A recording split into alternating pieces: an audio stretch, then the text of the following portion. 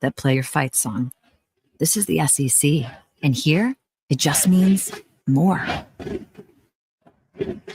I'm here with Thomas from Talent Heating and Air. With the temperatures going up and temperatures going down right now, now is a good time to get your heating and air system looked at. Thomas, when somebody calls, you guys answer. That's right. The phones are staffed by us. They're manned 24/7. We're ready to come out and take care of you that day. How do they give you guys a call? You give us a call at 256-503-4490. And you can find you guys on the World Wide Web at talenthvac.com. And now is a good time to do this because you guys are offering a special deal. That's right. We're doing $49 tune-ups this spring. We're also doing free second opinions. We offer that year-round. Somebody comes out, they say you got a bad compressor, a leaking refrigerant. Give us a call, see if we can save you some money. Thomas from Talent Heating and Air. Thomas, one more time, that phone number. 256-503-4490. AL certain number 21014. It just works. Picture this. You're at home doing whatever it is you do. Then the power goes out. Then what? Well, at my house, life goes on. We have a Generac automatic home standby generator from Current Electrical and Generator Services. For your home security and peace of mind, get a free personal consultation on how a Generac automatic home standby generator can protect you. Current Electrical and Generator Services. Call or visit us on the web at HuntsvilleGenerators.com. You've got them. WCZN, Union Grove, Huntsville, Alabama. 97.7 ESPN, The Zone. This is Sports Center. I'm Christine Lisi. A major question for the Pacers in a must-win in Game 6 of the NBA Finals tonight against the Thunder. Will star Tyrese Halliburton, dealing with a right calf strain, play? He took part in yesterday's practice, listed as questionable. He'll be a game-time decision. Indiana's prep session late this afternoon will determine whether he plays or not. Coverage 7:30 Eastern ESPN Radio, 8:30 Eastern ABC. Former Rutgers guard Ace Bailey canceled tomorrow's visit to the 76ers, reports ESPN's Jonathan Givony. He's the number 3 prospect on ESPN's big board. Philly, which has the 3rd overall pick in next week's NBA draft, has not ruled out selecting Bailey despite his canceled visit. He's the only U.S.-based prospect yet to visit any NBA teams. 5-time All-Pro linebacker C.J. Mosley told CBS Sports he's retired from the NFL after 10 seasons. Specializing in simple and affordable rentals, McCurry Van and Car Rental can make sure you have just the right vehicle for your next family vacation, weekend getaway, or if you just need transportation while your vehicle is being repaired. McCurry carries Ford Transit vans and Mercedes Sprinter vans, trucks and work vans, and more. And they offer discounted rental rates for long-term rentals. Now with 4 locations: Athens, Muscle Shoals, Coleman, and Huntsville. Log on McCurryRentals.com to make your reservation now. That's McCurryRentals.com. The Blitz with Joe Hunk and John Abraham. Weekday morning starting at 9 a.m. on 97.7 ESPN, The Zone. Joe Hunk, John Abraham, 256-576-4977. Welcome to The Blitz.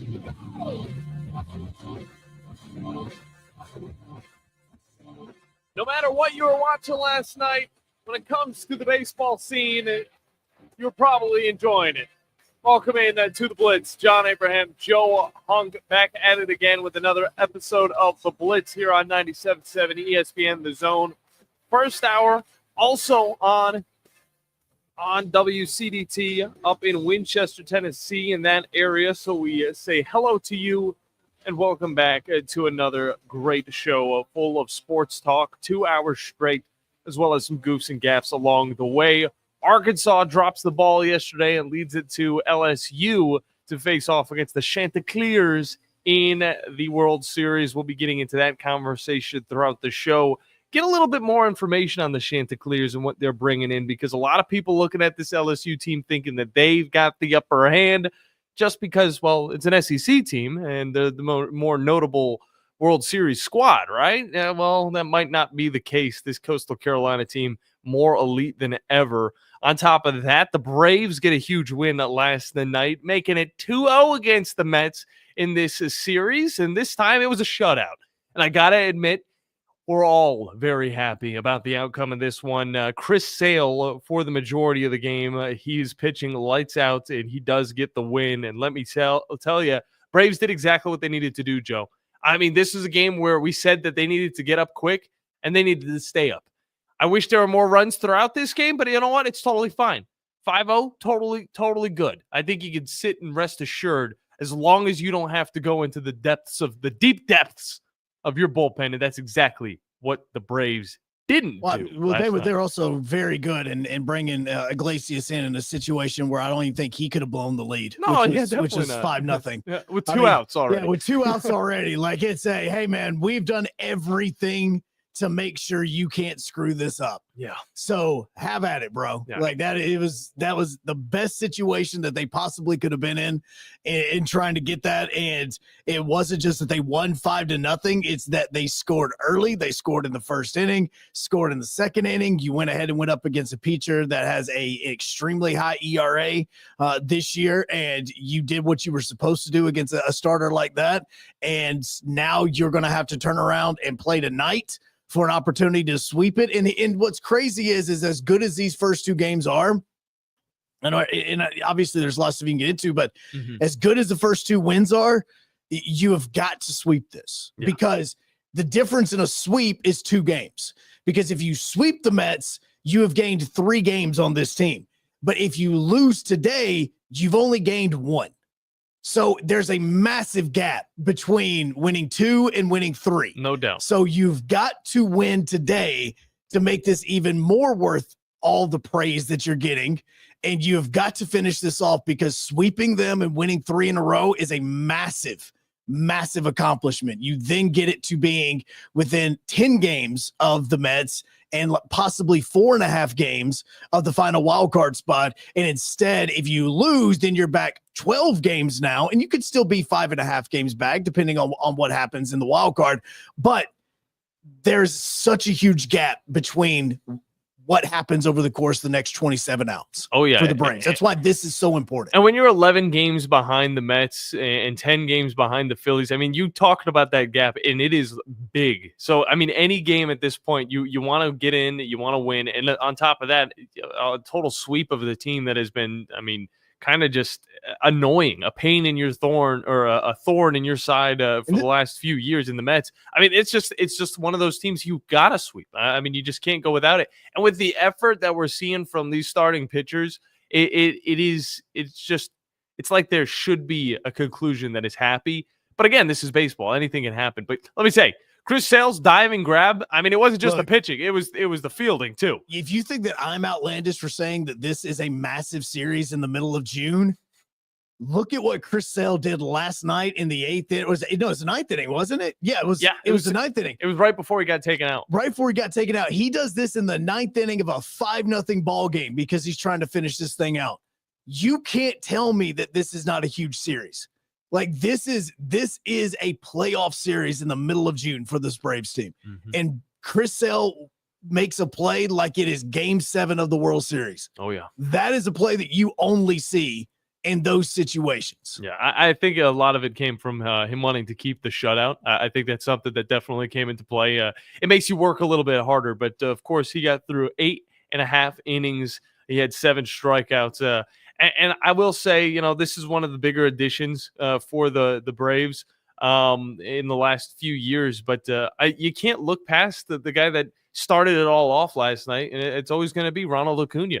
I mean, whenever the bats get hot, man, it is contagious for this team. And right after that, you saw Verdugo, you saw Riley, you saw Matt Olson. I mean, all of these guys just kind of following suit. And then on top of that, Marcell Ozuna. These first 5 on this lineup are so elite. It's just getting the rest of the guys on track, like the Drake Baldwins on top of that, the Nick Allens at the end. I mean, you want to see these guys just completely fill out this lineup. And I don't, it still baffles me, you know, seeing the Braves actually competing and playing and winning the games. That is the normal part of this. It baffles me that this team has had such bad stretches throughout this year with such talent on the squad. Now, of course, they have some injury problems. Their pitching staff has a lot of big names. When it comes to their starters, they're some of the best in the game.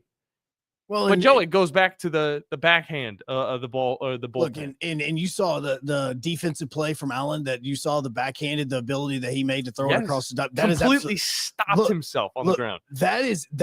His ability at second base. When I talk about the securing up the middle of the infield, it's more about at the plate than what it is defensively. Because if he was a defensive liability and he wasn't hitting, then okay, you're definitely not having him on the field. But between what he did, Ozzy Albies, whatever in heaven's name that hit was that he got last night. I mean, I honestly, until they slowed it down on instant replay, I thought that he swung and hit a ball that bounced. I truly did. Like, it was a breaking ball in the dirt. He just flings his bat at it. He even looked like he was trying to stop, and instead he hits it right over first base heads for a hit. Like, again, those are the type of hits that happen whenever you're kind of not in a zone. Was that the triple? Yes, actually, I believe it was. Yeah, you get a triple off of a curveball in the dirt that I truly thought that it bounced. I went, did he just cricket that? Like, was that what happened? And so when they slowed it down and showed that his bat connected before it hit the ground, I went, well, okay, that is one where you're just like, what else can you do? That wasn't even a good pitch. Yeah. And you hit it. So those types of things that are happening for the Braves are tremendous. And maybe this is something that gets this team together, because, again, at the moment, they're still only 5.5 games back from a wild card spot. So it's not like, again, season is nowhere close to over. Alex Anthopoulos was on the Braves affiliate 680 The Fan yesterday morning, and he talked about how the Braves are not going to be sellers in July whenever the trade deadline comes up, that he's expecting that these players should be playing better than what they are, and this isn't a time to sell. This is a time to figure out how to get them playing to their ability. So those are all positives, but it's going to be crazy that you can win the first 2 games of this series, and it's impressive that you do, but you have got to finish the sweep. No doubt. You have got to finish it. No doubt. Because it is, one, you're going up against an extremely good pitcher tonight that has been in a fantastic outings and had fantastic outings so far for the Mets, and Clay Holmes. He's 7-3. He's got a sub-3 ERA. He's got extremely low whip. Like, those are the things that you know that you're going to be going up against it. The thing is that historically, you go, oh, we got Spencer Strider on the mound. We should be fine. So far, he has not pitched the way that you want him to. He did against the Rockies last Saturday. Let's see what he follows that up with. So this is an extremely key game that if you ask the Braves, I promise you, they've won the first 2 games, but if they lose tonight, it's going to be disheartening for them. It is going to be that they want the sweep. Yeah. Another team that's wanting the sweep right now is the Los Angeles Angels, as they're facing off against the Yankees. This is maybe a reason I haven't been watching the Yankees. Not because it's the Angels, not because it's Boston. It kind of is, because both of these teams sub 500, and they're able to take care of the Yankees like it's nobody's business. The bats have been very light lately. 2 runs across the 3 games against the Angels, and those came in home runs from Cody Bellinger and Jazz Chisholm. So Yankees kind of on the opposite trend as the Braves right now, as they've lost 6 straight, and they face off against the Angels yet again today at noon.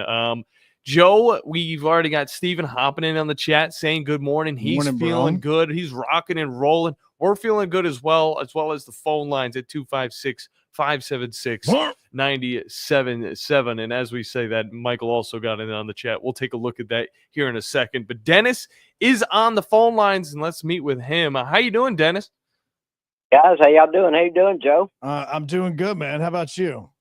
What's going on since we last talked, man? I guess you heard the Lakers got bought out. The Buss family no longer owns the Lakers now. What's your thoughts on that? I mean, I don't know how you can miss it if you watch the College World Series. I'm shocked they didn't break in and want to break down how the College World Series was being affected by this Lakers sell, with as much as they wanted to talk about it yesterday. No, yeah, it doesn't change anything.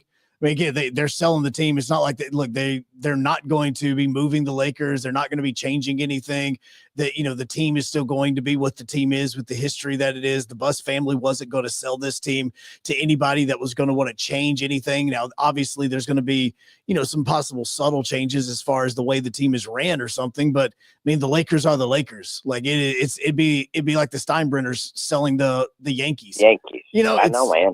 Nothing's going to change. I mean, the philosophy may change. You may actually try to draft differently. You may go with younger talent trying to build something up, or, I mean, you may try to do that.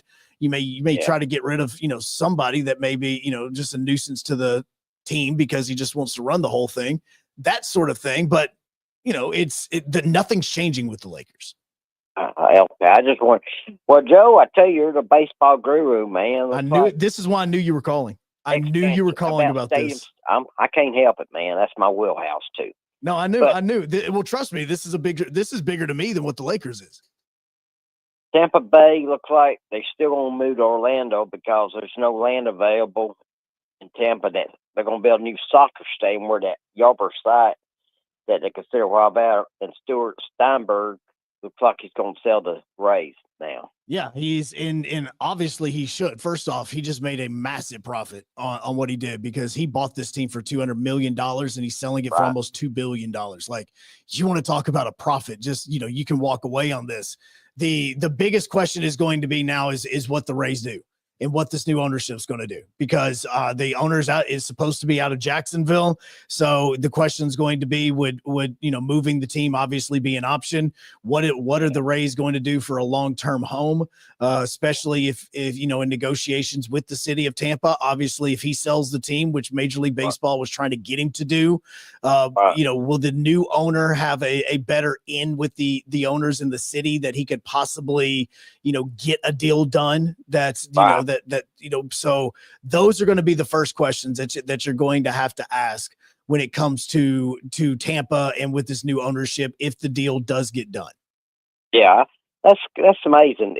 What about Nashville? Are they still in the running for expansion team? What place? No, this is the place that you go. I mean, if they don't have a deal in place with Tampa, Nashville is where this team should go. It is such a hands down easy decision that you can turn the Rays into, if depending on how much you're willing to actually spend on the talent on the field, with the way that organization is. I mean, again, Dennis, you're calling from Montgomery. You were right there with the Biscuits, where that's the Tampa Bay Rays AA affiliate. This organization from, high A ball all the way up into the major leagues, the way that it is ran is absolutely tremendous. And this team knows how to develop talent. If you actually put some money behind that, they know how to win. And that's been the biggest problem with the Rays, is that they don't financially invest on the field to keep the talented players, like they have. So that's where getting a city that wants to support you, getting, actually having fans in the stands to support you is there. And over the course of the last 5 seasons, Nashville has led all of minor league baseball in attendance. So if you're looking at a place to go that the fans are going to support the sport, that's where you go. I agree, man. I tell you, we agree Nashville is support a major league baseball team. I really believe in that. And also, too, Joe, I tell you, the football season is going to be around the corner pretty soon, man. I tell you, a lot of expansion talk. Looks like there's talk heating up again that Memphis will join the Pac-12 conference because they didn't get enough money a few months back. I think they're negotiating for Memphis to get bigger money to join the Pac-12. And Texas State, looks like Texas State's going to leave the Sun Belt now. Well, it's the whole idea of this whole Pac-12 thing and Memphis going there. That's going to be absolutely just horrific on their athletic department budget, and they're going to be having to get a ton of money to just be able to finance these players going. Like, this isn't because people, again, like Memphis going there. Hey, cool. They're in a what may be now considered a Power 5 again. I don't know. I think the term's dumb, but it is. You look at it and go, Now they're going to have to travel to Boise. They're going to have to be traveling, obviously, to Oregon State. They're having to travel to Washington. Those trips aren't cheap, and it's not just the football team. It's the volleyball team. It's the women's basketball team. It's all of this stuff. It's, their rifle team is going to have to travel. Like, those types of things have to be considered, especially now when you start talking about NIL and what all could be happening with the conferences as far as the decision. So them joining a conference like that is, the money's great, but you also going to have to do a lot of analysis on the amount of money that you're going to be receiving from the Pac-12 with whatever television deal they're supposed to be getting, as compared to how much it's going to cost for you to actually run your athletic department. No doubt. Well, Joe, I hope y'all have a good rest of the week. You take care of yourself, sir. I appreciate you talking to me today. Hey, no problem, Dennis. The moment that you said that Dennis was on the line, I knew what he was calling about. Yeah. Because he and I have talked so much about the Rays and them potentially moving from Tampa, that the moment that this story came out yesterday, this is a mass to me again. And we have ESPN on, we have ESPN on right now. What are they talking about? Let's see. Oh, yeah. The Bus family selling the Lakers for $10 million. Here's the thing. This, as far as the landscape of college athletics and professional athletics, changes nothing. Nothing changes with the Lakers. You still are playing in the arena that you're going to in downtown Los Angeles. You still have the fan base that you're going to. You're not going to come in and start going, let's just turn the lights on. Let's just, let's just turn the lights on. I don't understand the reason. Why is it always so dark on the fans? Why do the Lakers do this? Well, it's because there's a purpose.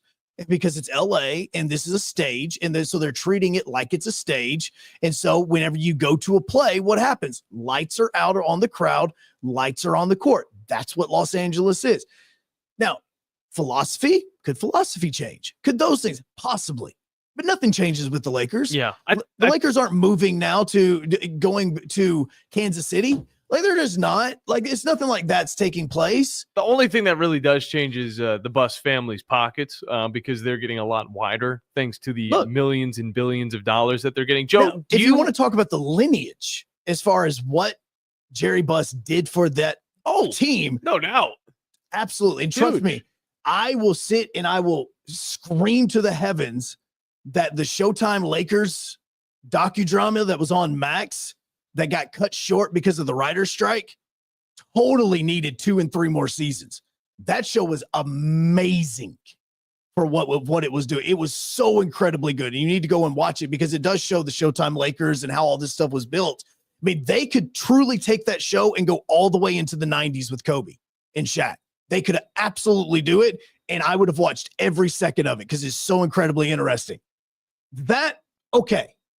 But the ripple down effects, the team, none of that. The Rays, on the other hand, this is a team, and this happened, the news happened all of an hour between each other, maybe 2 hours. Yeah. The Rays potentially moving and getting new ownership could change the landscape of the American League and of professional baseball. This is such a good franchise that people do not pay attention to.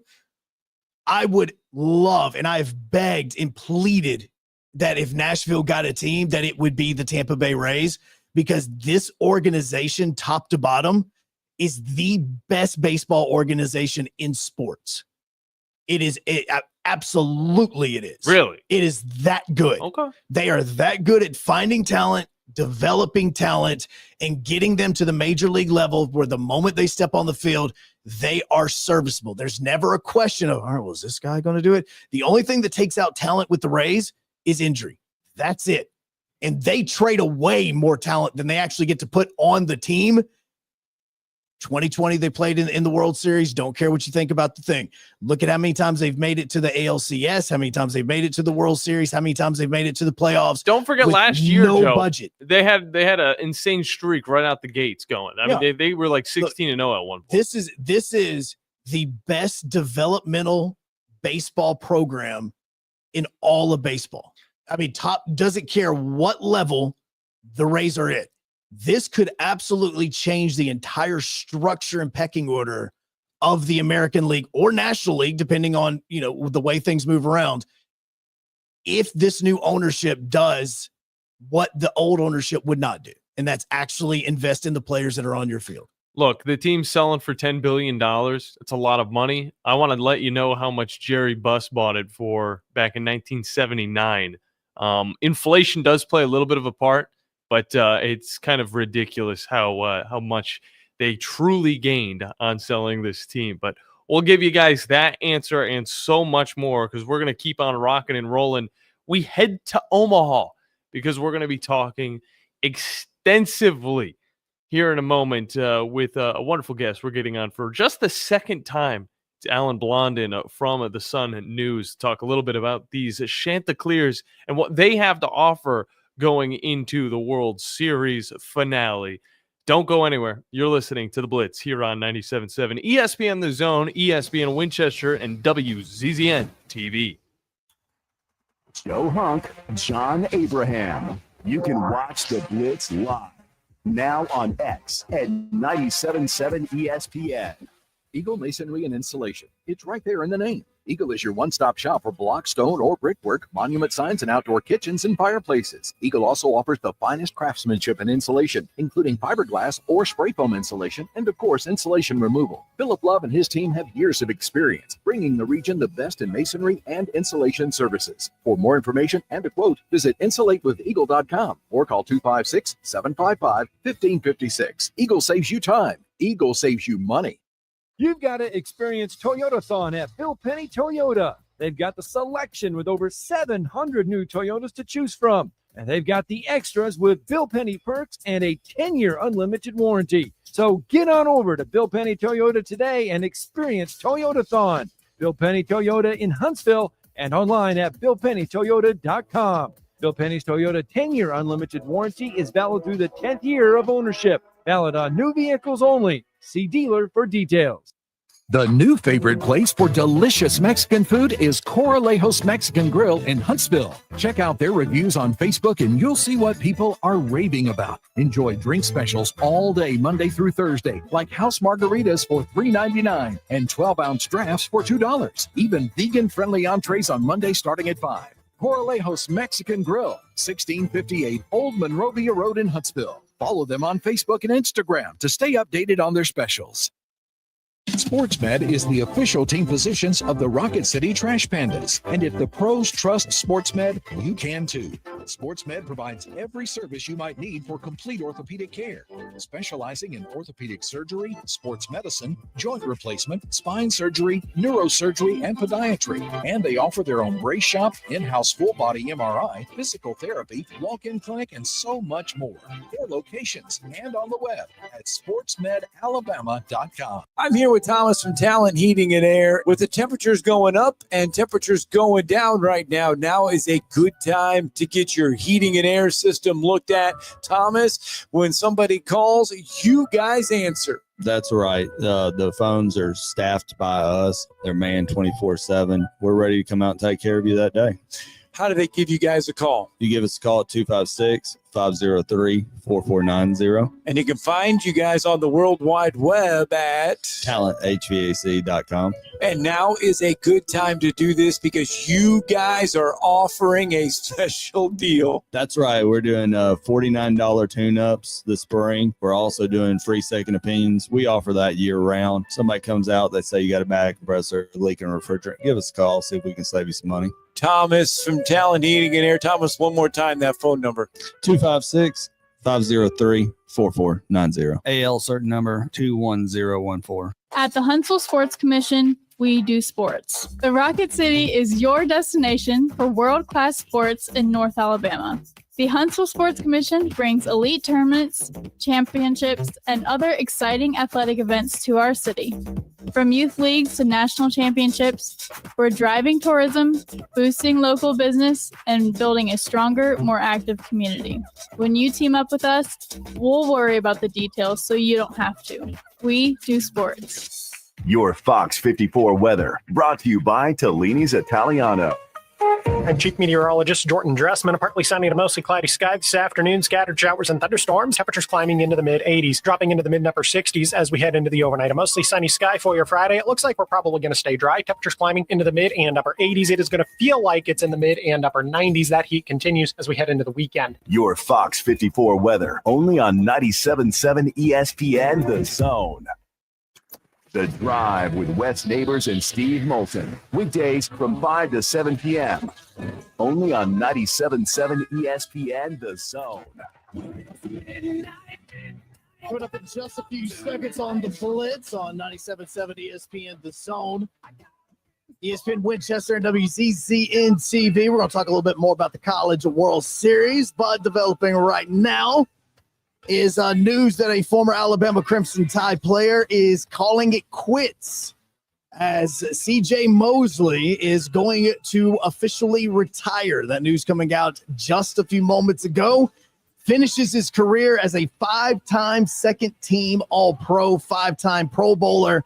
Obviously, 2 national championships with Alabama. He was a unanimous All-American in 2013, a consensus All-American in 2012, and the SEC Defensive Player of the Year in 2013. So that means that coming up in the next few years, he's going to get to start talking about some Hall of Fame consideration. So congratulations to C.J. Mosley, as he calls it a career. Yeah, and that goes back to like the prime, I would say, of Nick Saban, of course, winning that first national championship and then going on and winning a few more. And C.J. Mosley, I mean, this guy was a part of it. And in NFL, I mean, there wasn't that much of a drop-off. This guy continued to be great for both the Baltimore Ravens and the New York Jets. But I do want to turn this to Omaha because, of course, we've got the final 2 teams. It happened a little earlier than we would have liked. Honestly, I would have loved to simmer a little bit more in the LSU and Arkansas matchup. But let's just be honest, all right? I think at the end of the day, we've got the 2 best teams. One of them coming in with several World Series, the other one coming with 1 World Series, and it didn't even happen in the conference that they were in, but it happened pretty recently. But to help us talk a little bit more about this is Alan Blondin from the Sun and News, as he's been covering this team all throughout. And Alan joins us now on the Neighbors Wealth Management Hotline. Alan, how are you doing today, man? I'm doing well. Thank you, sir. I want to know, from your opinion. So, sorry, I didn't mean to interrupt you. Alan, don't know if you know or not, but since last time we talked, Coastal Carolina, Coastal Carolina still hasn't lost. Yeah. Just letting you know. That is the truth. John, you can go ahead. That is the truth. Just trying to have some fun. It's okay. Yeah, it's a little, I don't think anybody thought that they lost because nobody said that they lost. I think big news would be that in a row. This team is actually lost. They don't lose. I want to know, Alan, from your point of view, you've been covering this team all year long. When was, the time that it came to you that this is a team that could genuinely get on into the World Series and give themselves a chance to win it all? Yeah, well, even the coaching staff even said prior to the season, in preseason interviews and stuff, that Kevin Schnall said he thought it was the best pitching staff that Coastal's ever had, and it's basically proven to be that way. And that that's been the linchpin to all of it is they don't give up a lot of runs. They're deep in pitching, and that's. And then their offense is just kind of a complement of it.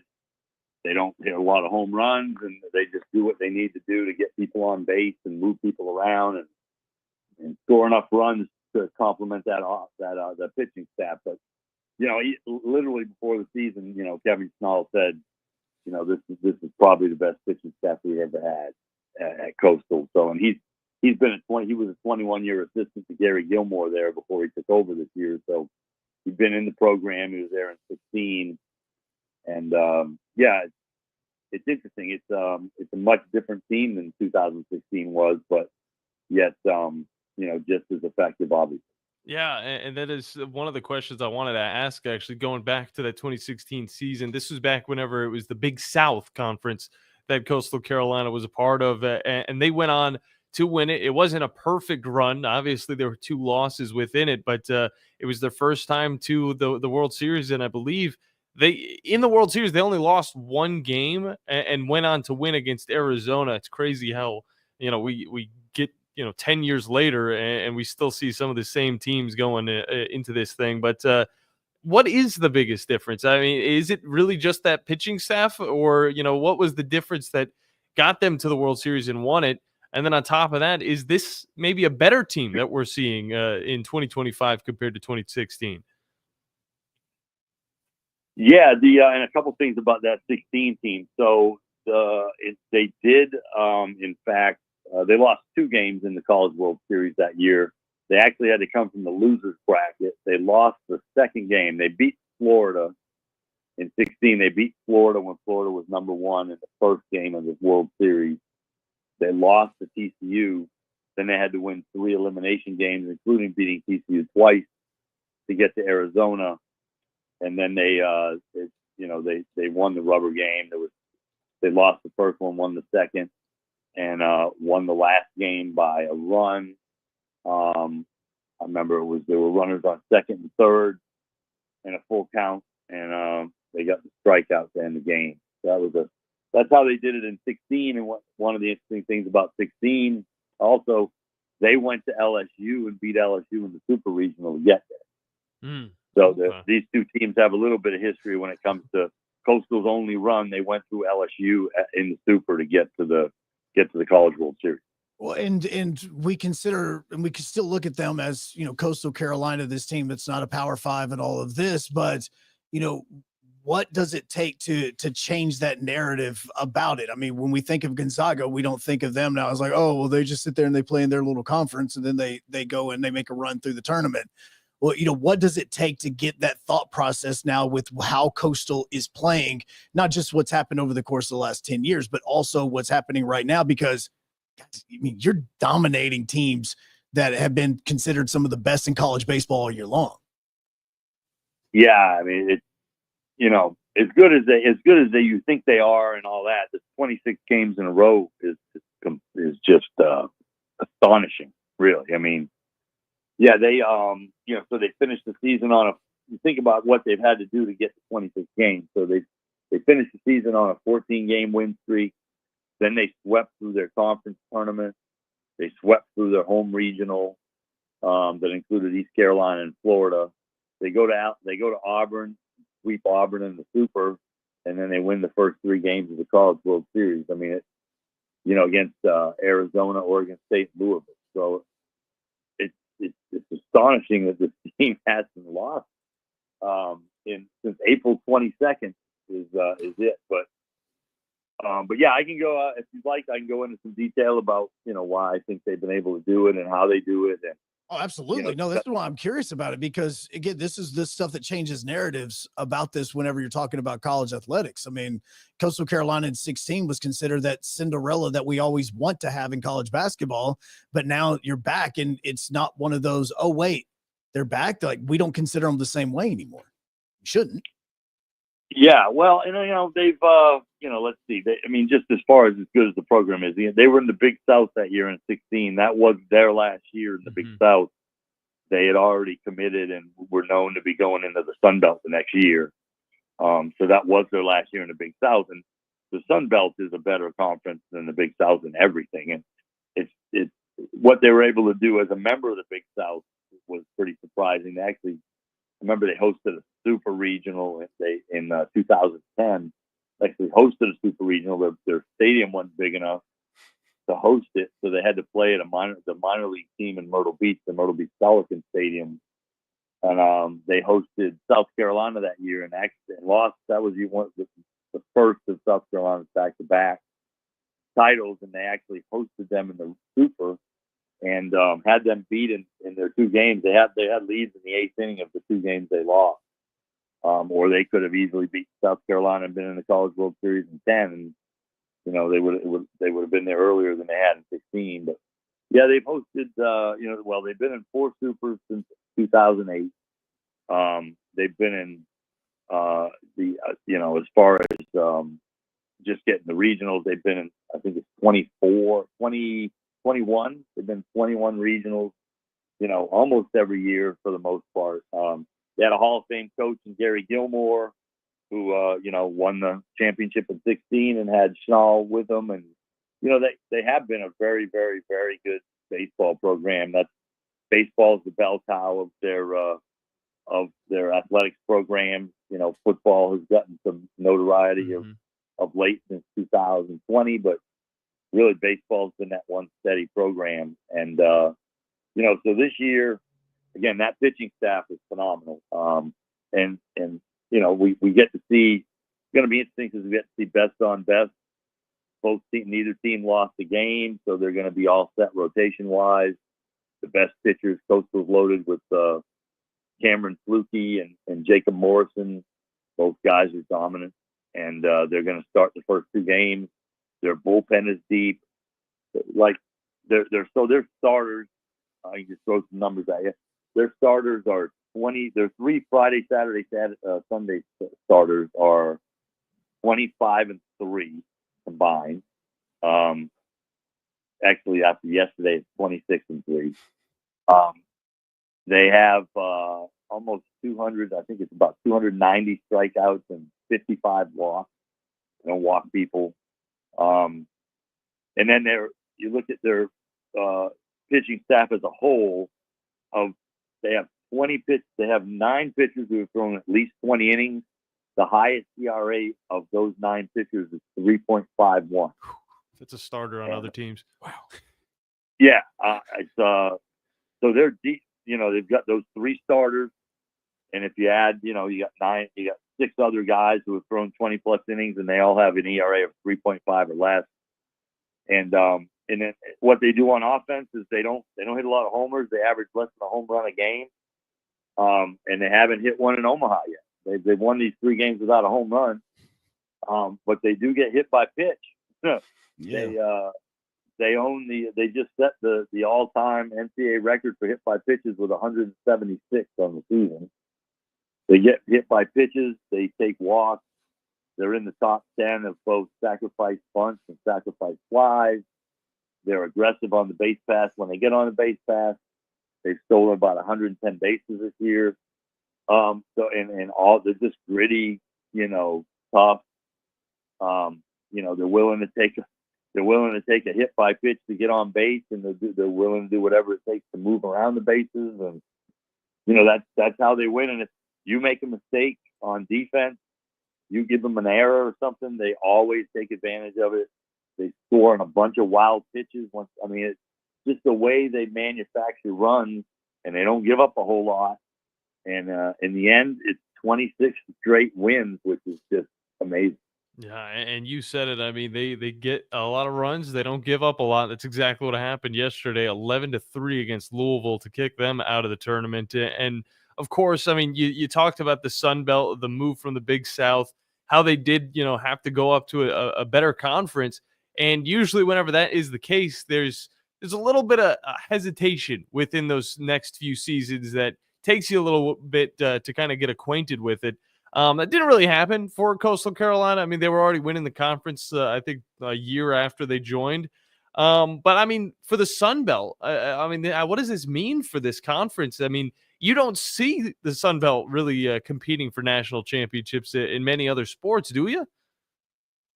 No, definitely not. Soccer, I think Marshall played for I believe Marshall played for the soccer championship. But the soccer, the whole thing with that, even with soccer, it's like a hodgepodge. It's a hodgepodge conference. It's got South Carolina's in it. Like it's not like your traditional Sun Belt conference. It's got teams from all, it's odd. When it comes to just straight Sun Belt, no, they aren't. In most cases, they aren't competing for national championships and just about anything else. So, yeah, but coastal baseball has been, like I said, we've discussed it.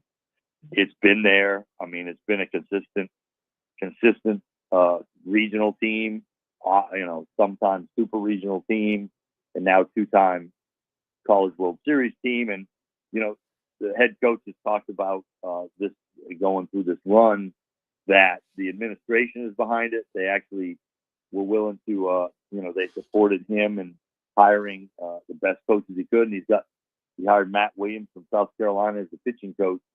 And clearly, Matt Williams is a good pitching coach. Mm-hmm. Like a couple numbers. So for a couple other numbers about this pitching staff, their ERA this year is 2.5 runs better than it was last year, and it's 3 runs a game better than it was 2 years ago when they were 42-21 and hosted a region. So that's how good this pitch.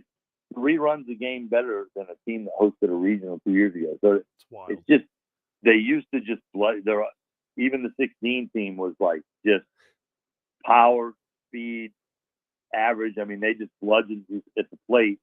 And in that case, they had 2 starting pitchers and a closer, really no one else on the pitching staff. But those 2 starters would throw 9 innings, and the closer was good. And, they got through it that way. It's astonishing how different these 2 teams are. This team does not hit for power at all. That team used to just bludgeon the ball, and that team had only a few pitchers that would get you through, and you had to just rely on them. And this team, they've got a bunch of arms they can throw at you, and very deep. So hey, look, it's clear they're not afraid to play anyone. If they went into Auburn and swept, and they've won 26 straight against anyone they put in front of them. That included Clemson. I was at a game they beat Clemson as part of that stretch. So and of course, through the stretch of the Sun Belt, they had to beat Southern Miss. Southern Miss at the time, Southern Miss hosted a regional. Southern Miss at the time had an 18-game winning streak, and Coastal had a 17-game winning streak when those 2 teams met. Coastal beat them. They've beaten a bunch of good teams in this run, and it's just they just don't lose, and it's just amazing when you just follow them and watch them play, see how they win, see how they just cut everything out until they win at the end. They just get big hits when they need them, and again, they just manufacture base runners and do whatever they got to do to get enough runs across, and the pitching staff doesn't give up, mate. And Alan, before we get you out of here, I know you got some early predictions probably going through your mind right now, going up against LSU on Saturday. What are you thinking is going to be the outcome of this one? Maybe not the winner just yet, but what do you think is going to happen in these first 2 games? Yeah, both. The beauty of it is, both teams have their best guys going. One thing I did fail to mention so far, the one player that Coastal does have that clearly stand out on offense and defense is Caden Bodine. Yep. He's a finalist for the Buster Posey Award as a catcher. He's a great defensive catcher, framing the ball, blocking the ball. He throws out a ton of runners. He didn't, in the Sun Belt, they stopped running on him. So if you look at his numbers, Coastal's only had 30 stolen bases. They've got 106 or up to about 110 now stolen bases. They've only given up about 31 or 32, and it's because nobody even runs against them anymore. In the Sun Belt, they knew not to. So they do have. He'll be a first round, if not early second round pick. So, and he didn't hit for power this year necessarily, but he did have 2 home runs in a game at Auburn, including the game winner in the 10th inning. So he's the one guy that you kind of have to try to avoid in their order that is going to probably do damage if you give him a good pitch. So going into the game, Coastal's got their 2 best starters going Saturday and Sunday, and they don't lose a whole lot. The Jacob Morrison's a National Pitcher of the Year finalist, 1 of 5. He's 12-0. Just pitched a great game against Oregon State. And Cameron Fluke's got a live arm, and he's really good. So at this point, I don't think it matters who you put in front of this team anymore. They've won 26 straight, and I don't see them losing 2 out of 3 at this point. You know what I mean? And if you're going to win 26 in a row, it's completely out of character to lose 2 out of 3, no matter who you're playing. So, True. True. I would take my chances with Coastal Carolina if you gave me the 2 and somebody to bet on. Well, there you go. Alan Blondin from the Sun News and Horry Independent. We always appreciate you hopping on with us, man. It's a really exciting stretch for these Chanticleers, and hope you have a great weekend, man, covering this team. Yeah, Kevin Schnall's going to yell at you, man. He did it. He's already done it to other people. If you don't pronounce it Chanticleers, he's going to be very upset. The Chanticleers, not the Chanticleers. Chanticleers. See, now he can say it. He's not just happy to be here and all that. Now he can be like, look, you gotta get our name right. Yes, no, he's an intense guy. I don't know if you guys saw when he called out Florida coach Kevin O'Sullivan. Oh, absolutely. Yeah, he's an intense guy. So man, he should be happy. His son's getting to be there this time. Like it should be a little bit more fun for him.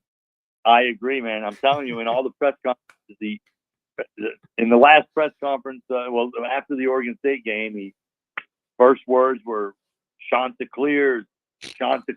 Make sure you know how to pronounce. I think ESPN was getting it wrong, so that irritated him. And then it wasn't Lakers or anything else, so they can mess that up. So And then somebody asked him the next question. So he starts with that, and then somebody asked him about how dominant Jacob Morrison was, and he called out a magazine for not naming him an All-American, saying it's an atrocity. So the guy's he's going to keep a chip on his shoulder until they win the national championship. So he might have it on there till Monday. Oh, we're definitely going to pronounce it right moving forward, man. Appreciate you as always, Alan. Have a wonderful weekend. All right, guys. Thank you. Hey, thank you, sir. Good stuff from Alan Blondin. You guys can find him on Twitter at the exact name altogether. Go and find him over on X, Twitter, whatever you want to call it. We got to hit a break. When we get back, you can react to that. 256-576-97.7. Is LSU going to fall to a Sun Belt team? That is the most interesting thing to probably drop on you guys. But this isn't just one random Sun Belt team. These are the Chanticleers of Myrtle Beach. We'll be back.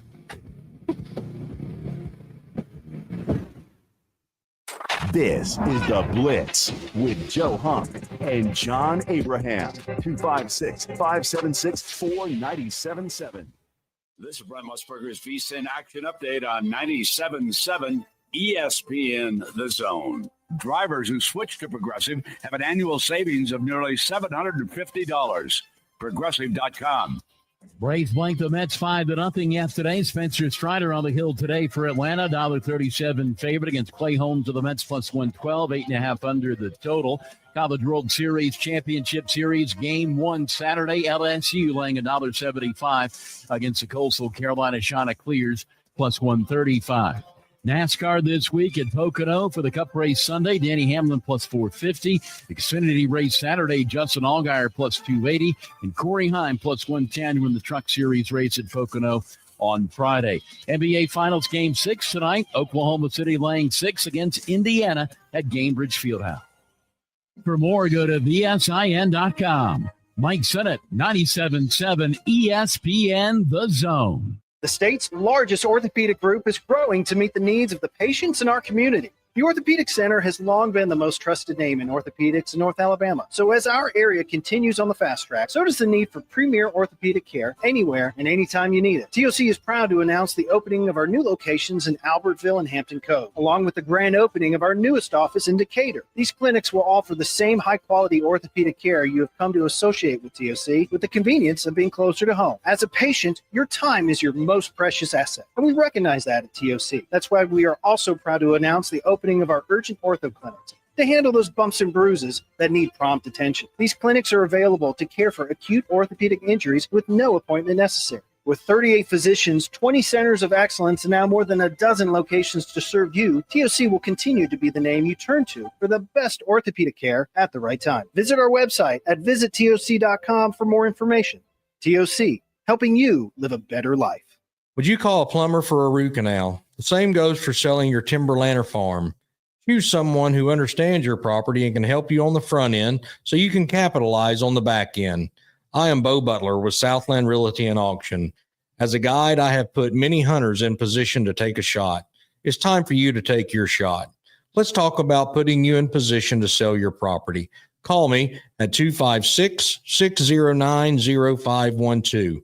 Remember, Bo knows land. There is power in caring when it is put into action. Each year, our bankers serve on nonprofit boards, support our local educators, and volunteer with our hometown food bank. I'm Bobby Humphrey, Vice President of Business Development for Bryan Bank, and community service is just not a line item in our mission statement. It's who we are. Because after all, Alabama is our home too. That kind of commitment to community might not be what you would expect from a bank, but it's exactly what you can expect from us. Give us a call or stop by one of our 2 offices in the Huntsville area and experience unbeatable service and legendary results. Bryan Bank Equal Housing Lender, NMLS ID 2428943, member FDIC. When you call most roofing companies, all you'll hear is, you need a new roof. Not when you call Fleming. At Fleming Roofing and Restoration, we're focused on your needs, whether it's an easy repair or a full roof replacement. Folks around here have trusted Fleming since 1965 for all their residential and commercial roofing needs. And as the area's storm damage experts, Fleming knows all the ins and outs of the insurance claims process. Log on FlemingHSV.com to schedule your free estimate today.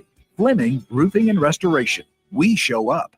Tom Luganville here for my friends at Woody Anderson Ford. Bobby White and his team take great pride in their service department, and you can see it the moment you walk into those beautiful new service lanes. And just like a championship team, they all work together to make sure your experience is second to none, whether you drive a Ford or not. Also, check out the gold certified pre-owned inventory at Woody Anderson Ford for great deals every day. Stop by and see them at Jordan and Sparkman or at Woody Anderson of Madison on Hughes Road, or visit WoodyAndersonFord.com. Listen to the Rocket City Trash Pandas all season long. Swung on, rocketed. Left center field. That's going to get down and go to the wall. Touchdown first. He's on his way to second. And he'll pull in. It's the first ever cycle in Trash Pandas history. Trash Panda Baseball is only on Talk Radio WCCN.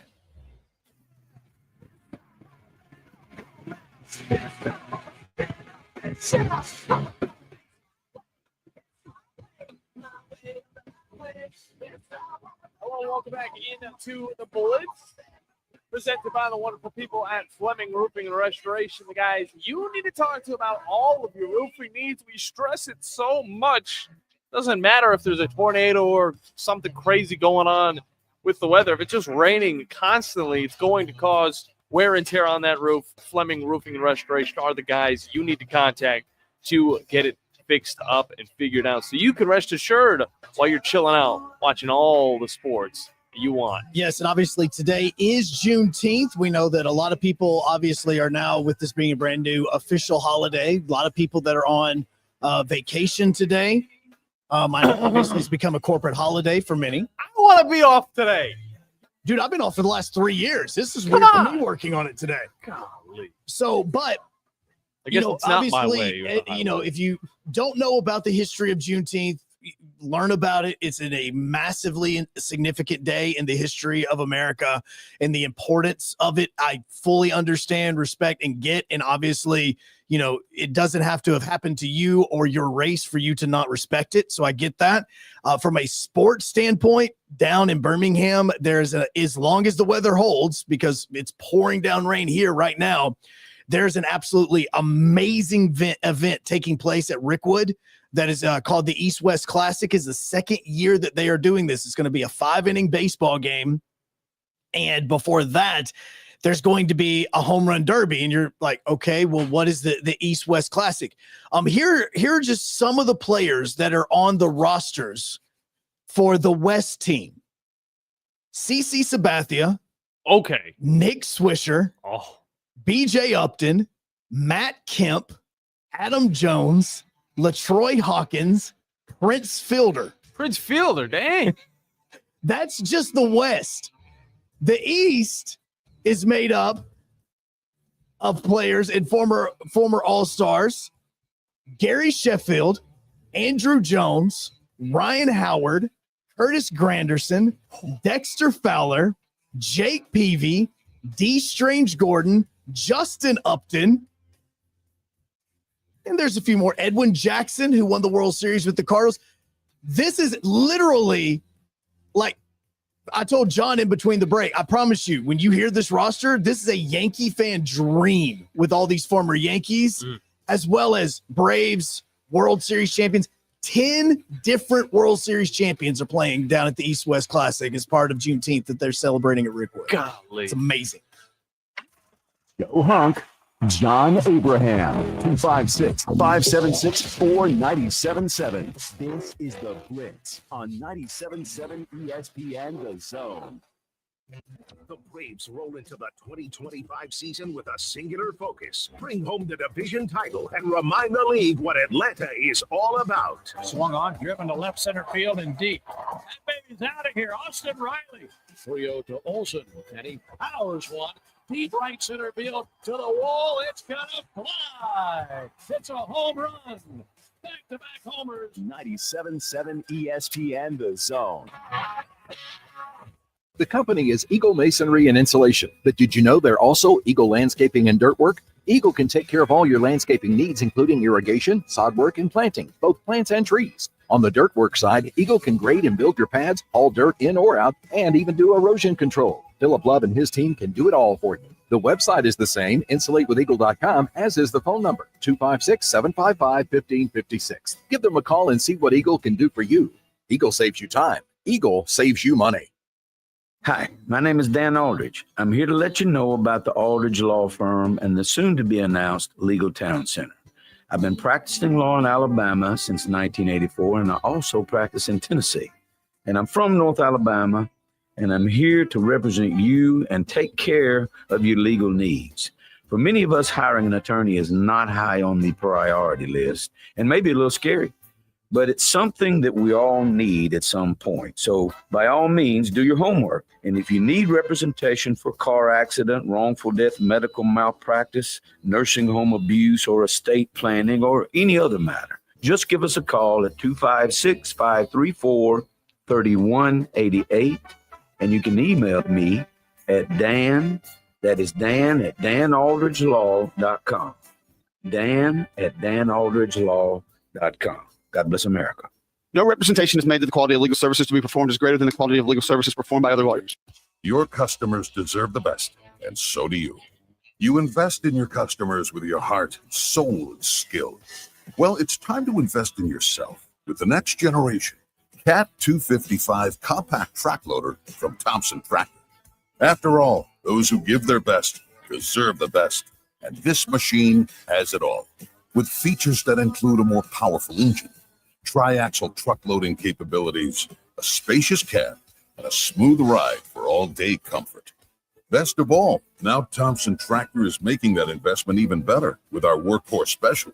Get 0% financing for 36 months on the purchase of a new Cat 255 compact track loader that comes with a 3-year warranty. You also get a 74-inch bucket and 1,000-hour filter kit. But hurry, this offer is only good through June 30th. Visit ThompsonTractor.com for details. Thompson Tractor, we're here for you. This is Steve Moulton for Tellini's Italiano. Tellini's Italiano is located right in front of the Walmart, right off of University, behind the McDonald's. More or less catty corner from Topgolf. It's one of my favorite places to go to, and if you go there, you know what I'm talking about. If you haven't, you need to try the baked spaghetti, add a meatball. Also try the baked ziti with meat sauce, add sausage. You'll thank me. Save room for some pizzas and paninis as well. And don't forget about dessert as well. The best cheesecake I have had here in North Alabama is at Tellini's Italiano. Find out for yourself today. That's Tellini's Italiano, right off of University Drive in front of the Walmart. Located online at Tellinis.com. That's TELLINIS.com. Let's get some Tellini's tonight. What does it mean to be a part of the Southeastern Conference? That you scheduled your wedding and even your child's birth around your school's game? Of course. But it means more than that. It means you're home to hundreds of Fulbright, Truman, Goldwater, and Rhodes Scholars. It means starting out as the birthplace of American public higher education, and now leading the way in unmanned spacecraft. This is the SEC, and here it just means more. This is Brent Musburger's VSiN Action Update on 97.7 ESPN The Zone. Drivers who switch to Progressive have an annual savings of nearly $750. Progressive.com. Braves blank the Mets 5-0 yesterday. Spencer Strider on the hill today for Atlanta. $1.37 favorite against Clay Holmes of the Mets plus 112. 8.5 under the total. College World Series Championship Series Game 1 Saturday. LSU laying $1.75 against the Coastal Carolina Chanticleers plus 135. NASCAR this week at Pocono for the Cup race Sunday. Danny Hamlin plus 450. Xfinity race Saturday. Justin Allgaier plus 280. And Corey Heim plus 110 when the Truck Series race at Pocono on Friday. NBA Finals Game 6 tonight. Oklahoma City laying 6 against Indiana at Gainbridge Fieldhouse. For more, go to VSIN.com. Mike Sennett, 97.7 ESPN The Zone. Your Fox 54 weather brought to you by Tellini's Italiano. I'm Chief Meteorologist Jordan Dressman. A partly sunny to mostly cloudy sky this afternoon. Scattered showers and thunderstorms. Temperatures climbing into the mid-80s, dropping into the mid-upper 60s as we head into the overnight. A mostly sunny sky for your Friday. It looks like we're probably going to stay dry. Temperatures climbing into the mid and upper 80s. It is going to feel like it's in the mid and upper 90s. That heat continues as we head into the weekend. Your Fox 54 weather only on 97.7 ESPN The Zone. Log on today, 977ESPN.com.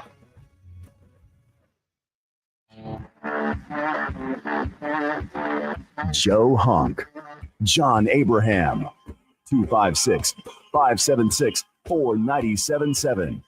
Welcome to the Blitz. Second hour, final hour, best hour on 97.7 ESPN The Zone and WCCN TV. Doesn't matter if it's Facebook, X, YouTube, no matter where it is. You can hop into the chats and get those comments in just in case you are working on this Juneteenth and you just want to hop in, but you can't make that phone call. That is where that comes in. Juan Johnson is going to be joining us coming up in about 20 minutes from right now. He is the brand new head coach for James Clemens. We're going to talk to him about the Jets and what they are looking to do as they get ready for the season to start. It's absolutely wild to think that this is now the almost, I still say middle of June, and we're starting to get to not just 2 months away from college football, but now 2 months away from high school football, because high school football starts at the very end of August as well. Yeah, and on top of that, that means we're going to have our high school media days yet again. We're going to get to actually talk with him in person and some of his players. And it's always fun to get these coaches on and break down, what they've been getting into during the off season to get these players ready. Also, on top of that, what players have left, what players have come in, and also, what he wants the rhetoric of this team to be. We've talked to so many coaches during the off season, and we've gotten so many different messages, and a lot of them have been really inspirational. I got to admit, I am very much looking forward to this season. I think more than I've ever in the past, just because we've gotten more from these guys during the time that you're not really focusing on high school football, but the season never stops when it comes down to it, Joe. Well, and also tonight you have Atlanta Braves baseball. First pitch is going to be at 6:15. Let's make it 3 in a row, baby. They've won 2 against the Mets. They're now sitting at 11 games back of them, and they need the third because you only gain a game in the standings if you only win 2 of 3. So they need to win this third one. Right now, they're also sitting 5.5 games back of the final wild card spots as well. And John asked me before the show, he's like, so do you if I ask you a question about Hugh Freeze, are you going to get like angry? And I was like, well, it depends on the question, but I'm curious. So I didn't let him tell me what the question was because I was just like, I don't want to get mad now. Like, just don't. It's 7:30. I just walked through the rain to get in here. Like, yeah, this is how we're hopping into this. So what was this question? Because I'm gonna go take a drink just so that I'm not parched whenever I have to have this rant. If this is what we're doing, just what is this? Look, I've seen some articles come out lately, and a lot of people are trying to stretch for stories. They're trying to get anything out there that's football related to get people's eyes on it. And I saw one that was all about the hot seat. How steamy is the hot seat for Hugh Freeze? And that's not exactly the question, but it is a part of the question, because when you look at what this guy has done, obviously on the field, it hasn't really shown a lot of progress towards growth. All right. Getting back to the national championship that a team like Auburn should be able to do. But I will say this. The recruiting train has been a little bit different. This is a team that's been able to be top 10 in recruiting the last 2 years, something they haven't been able to do really in the last 10 years. So there is something to be said about Hugh Freeze. You know, is he getting that team together, and is it going to take a little bit more time? Even after this year, it might take a little bit more time, but does he have that time? You know, what does he need to do this year to solidify that little bit extra time to have that team that he has fully been able to sit in office and say that he has created? Because you know he's able to bring in talent. I don't know how exactly, but he's able to do it. Salesperson, man. He's a really good look. salesperson. I'm never as much as I'm absolutely dislike him. Mm-hmm. He is a tremendous salesperson. How does he cool off the seat though, Joe? What does he need to do this year with the team that he's got, with Jackson Arnold at the helm and this talented wide receiver group and this defense that's able to hold up to their own against these SEC squads? What does he need to do? What does this record need to be? I do have his schedule for the upcoming season up on my computer, and I know you're probably getting that as well. I have it. Yeah. But I mean, this is a schedule that it's difficult, but it's still something where, you know, he can really achieve success or really just drop the ball right out the gates, because of course they're starting off against Baylor. What are your answers? He has to find 6 wins. And I say, and when you hear like, wait, he needs to win 6 games. No, he needs to find 6 wins, because Mercer, South Alabama, and Ball State should all be wins. So that means that you should have at least 3 wins in your pocket just by playing those 3 teams. He's got to find 6 wins somewhere. That to me is the only answer, because 8-4 with, you know, this roster, and I think this is part of the frustration for myself when it does come to Hugh Freeze, is the amount of talent, especially in the wide receiver group that you have, that a lot of teams can win 10 and 11 games with an amazing wide receiver core and a halfway decent quarterback. They can, because with that ability to spread the football around, it gives you so many options when your quarterback drops back, that if you just throw to the open man that is your check down route, you're going to continue to move the offense, and then something breaks. You know, not just that, you also have, you know, players like Austin in the backfield, as well as Jeremiah Cobb in the backfield, that both of these guys can also be speed guys that you can actually see them be able to be utilized in that receiving game as well, that you have the options receiving wise. My reasoning is that an 8-4 team, that if you say off the bat right now, if you tell an Auburn fan, hey, Auburn's going to be 8-4 this year, what do you think? I'd feel pretty good about that. Be like, okay, 8-4 most likely gets us to a January bowl. It's not, you know, if we're 9-3, we have an opportunity at playing in the college football playoff. Okay. Like, you know, it's one of those, all right, like, would it be enough to keep Hugh Freeze? And you're going, guess.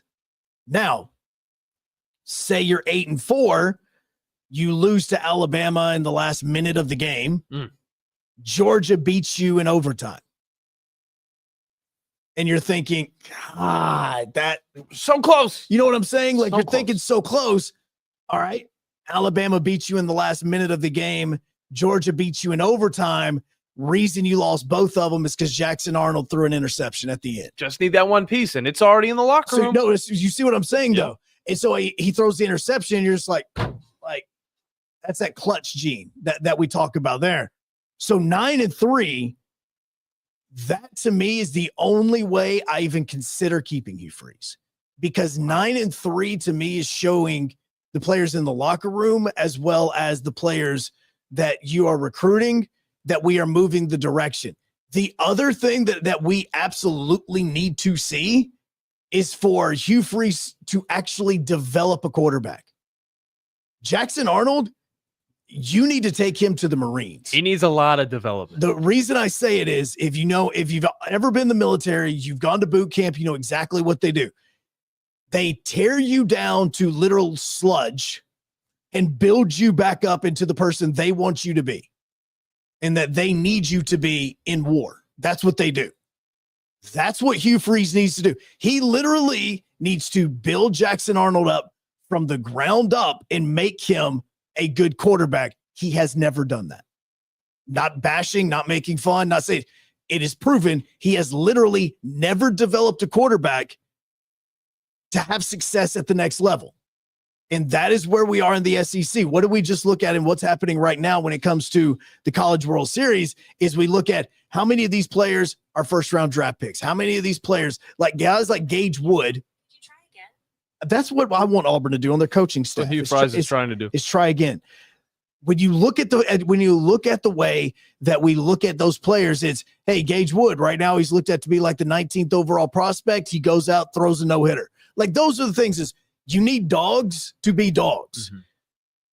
The part about the NFL draft is so important because that means that you are developing your players in a way that the NFL can utilize them, which in turn helps you in recruiting. Because as much as we see Alabama fans freaking out about they're not the fact that they're not signing anybody. We're not really hearing anything recruiting wise and all that. They still have the lineage of putting numerous players in the NFL. Auburn doesn't have that. Auburn has always been, I want to get a player here and I want them to be good for me in the system in which I create to win here. Don't care about the next level. Look all through Auburn's history, all the years that they have had success, they have had maybe one or two players from that team that has actually went to the next level. Let's not forget, basically nobody from Auburn's national championship team in 2010 outside of Cam from the offensive side did anything.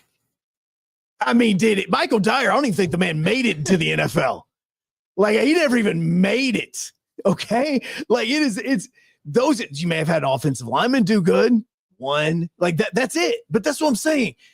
You have got to create a program that puts players in the NFL because that's how you start to get more transfers. Mm-hmm. That's how you start to get true freshmen coming in.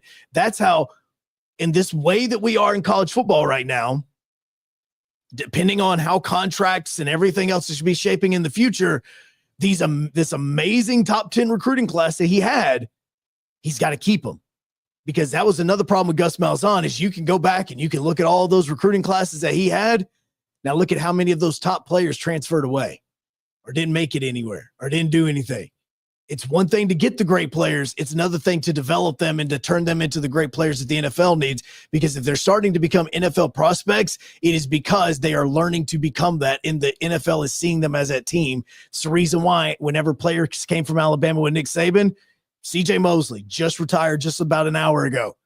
Dude was NFL ready the moment he stepped on the field. They wanted that. That's what you have to create. It's an entire culture that you have to create. And unless Hugh Freeze is creating that culture, I don't see it.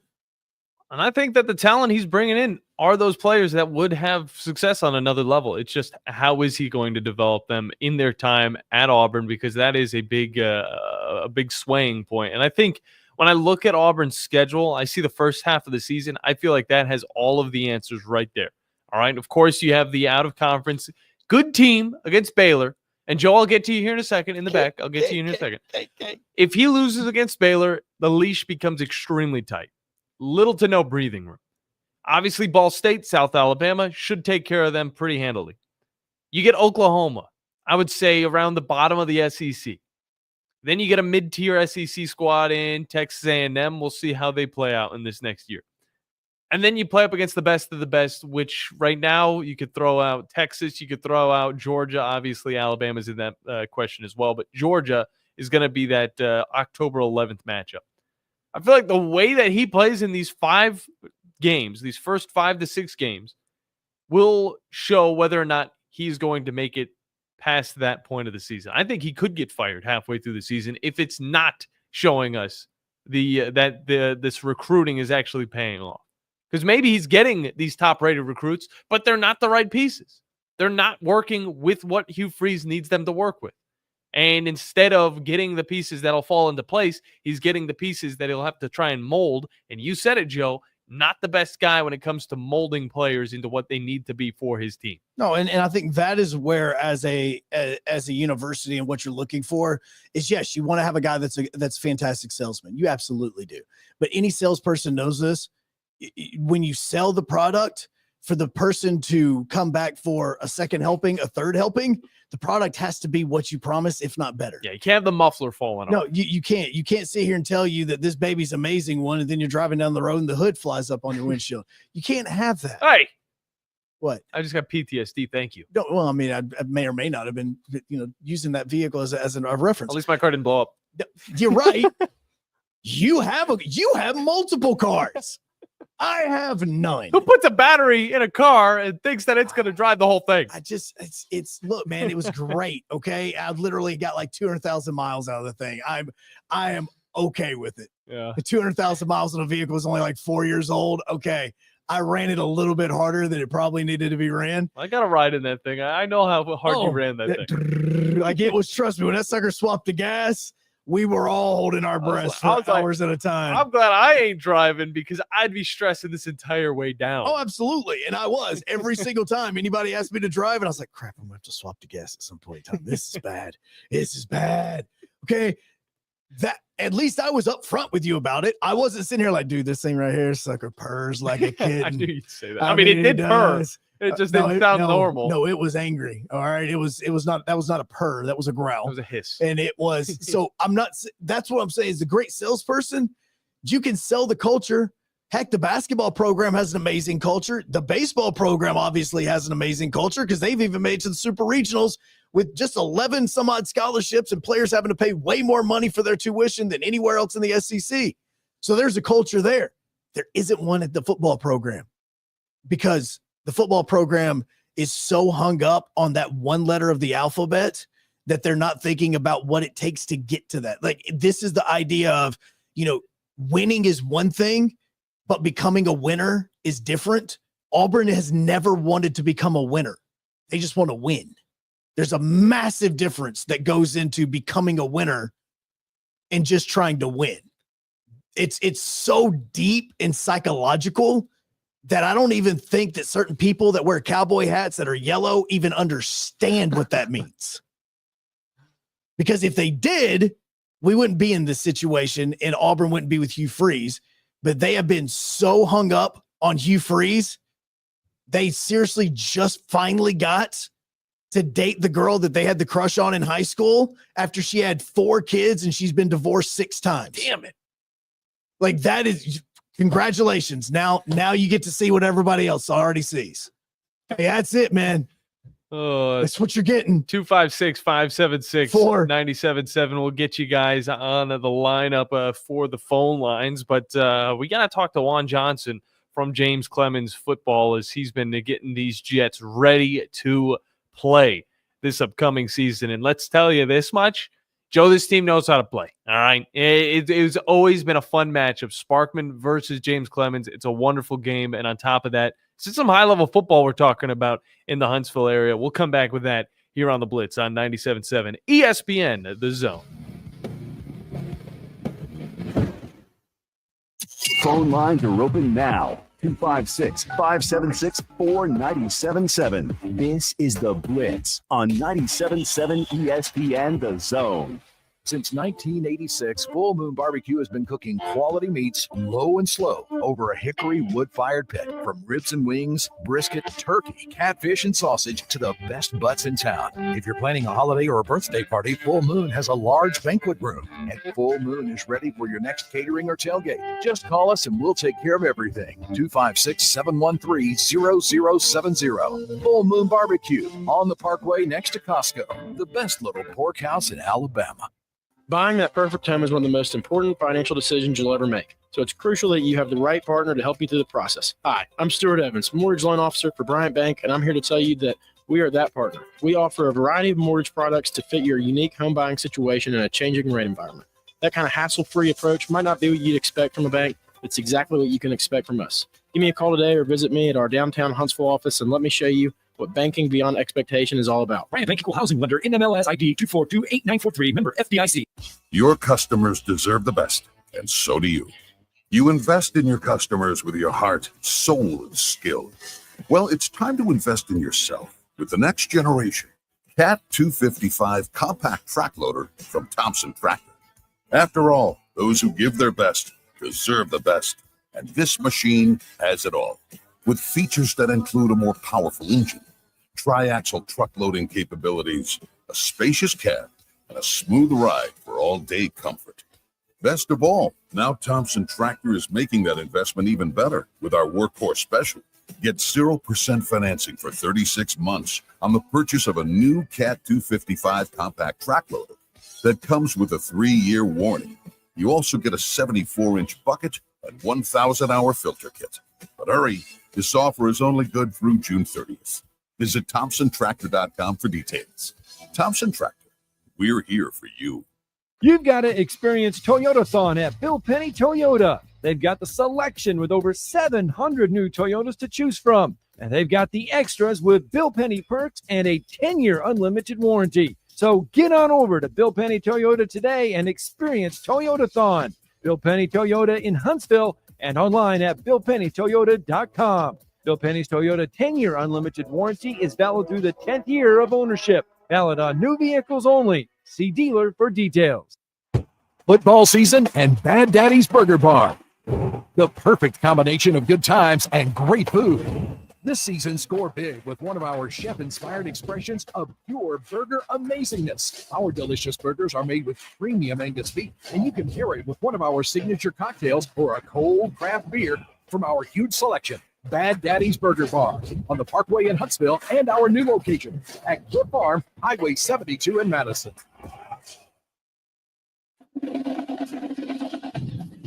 The Drive.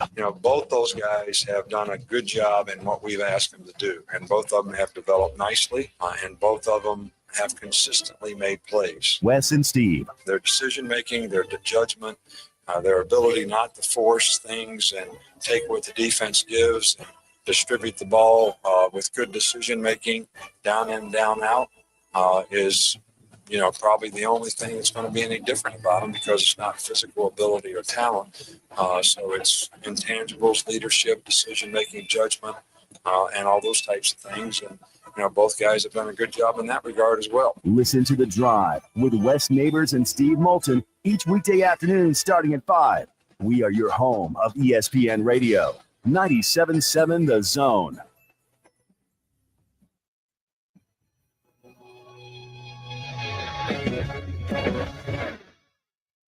The Tom Abraham Show, weekdays beginning at noon on 97.7 ESPN The Zone and WCZN TV.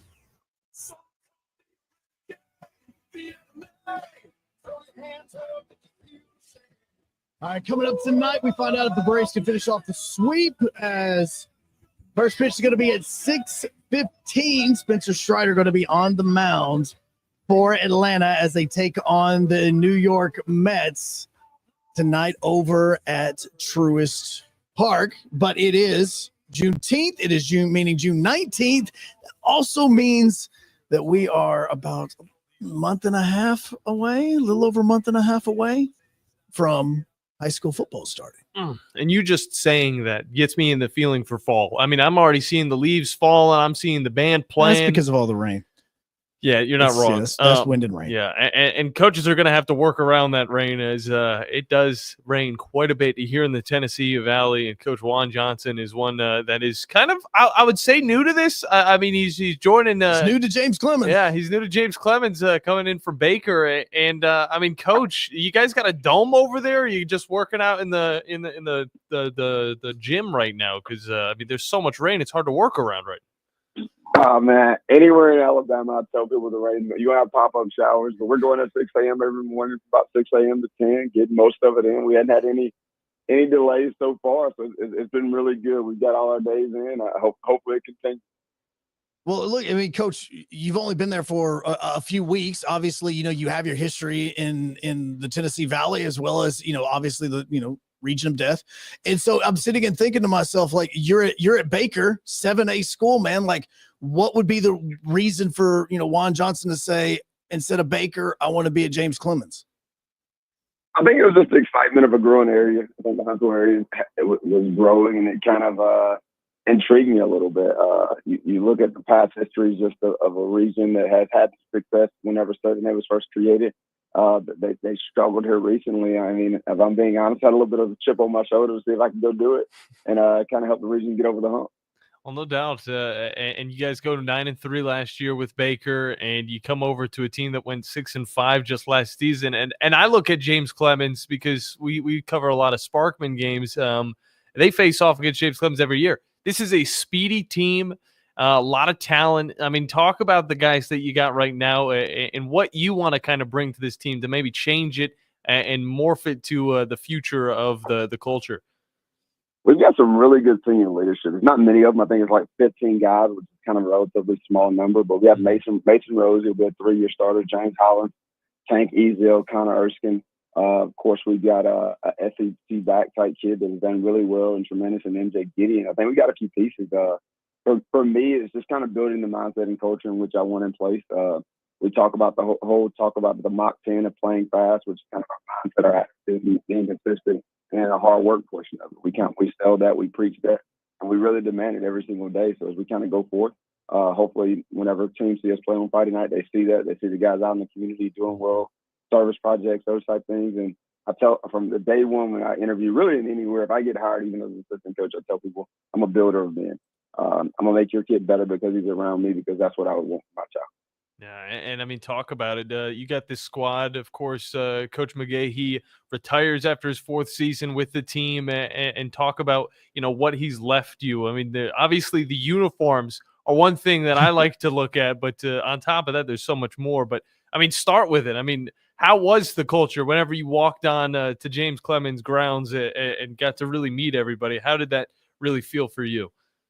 I tell people all the time, James Clemens wasn't broken by any means. Coach McGee did a tremendous job. Obviously, his back history coming from Hoover, he did a great job of establishing here. They had somewhat of a down season in all cases when you think about a 6-5 season, but they were tremendous. I mean, throughout this time, he had an undefeated season. They were a couple plays from beating Hoover in the playoffs a few years ago, so it wasn't broken by any means. So the one thing I've just preached is this: we're trying to enhance what we do. And when you enhance what you do, there's going to be some struggles here and there of how people see it and what people are willing to do.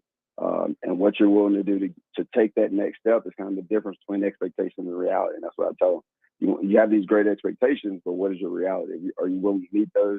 And we've been continuing to grow. Again, we're kind of in a little bit of a quarterback battle.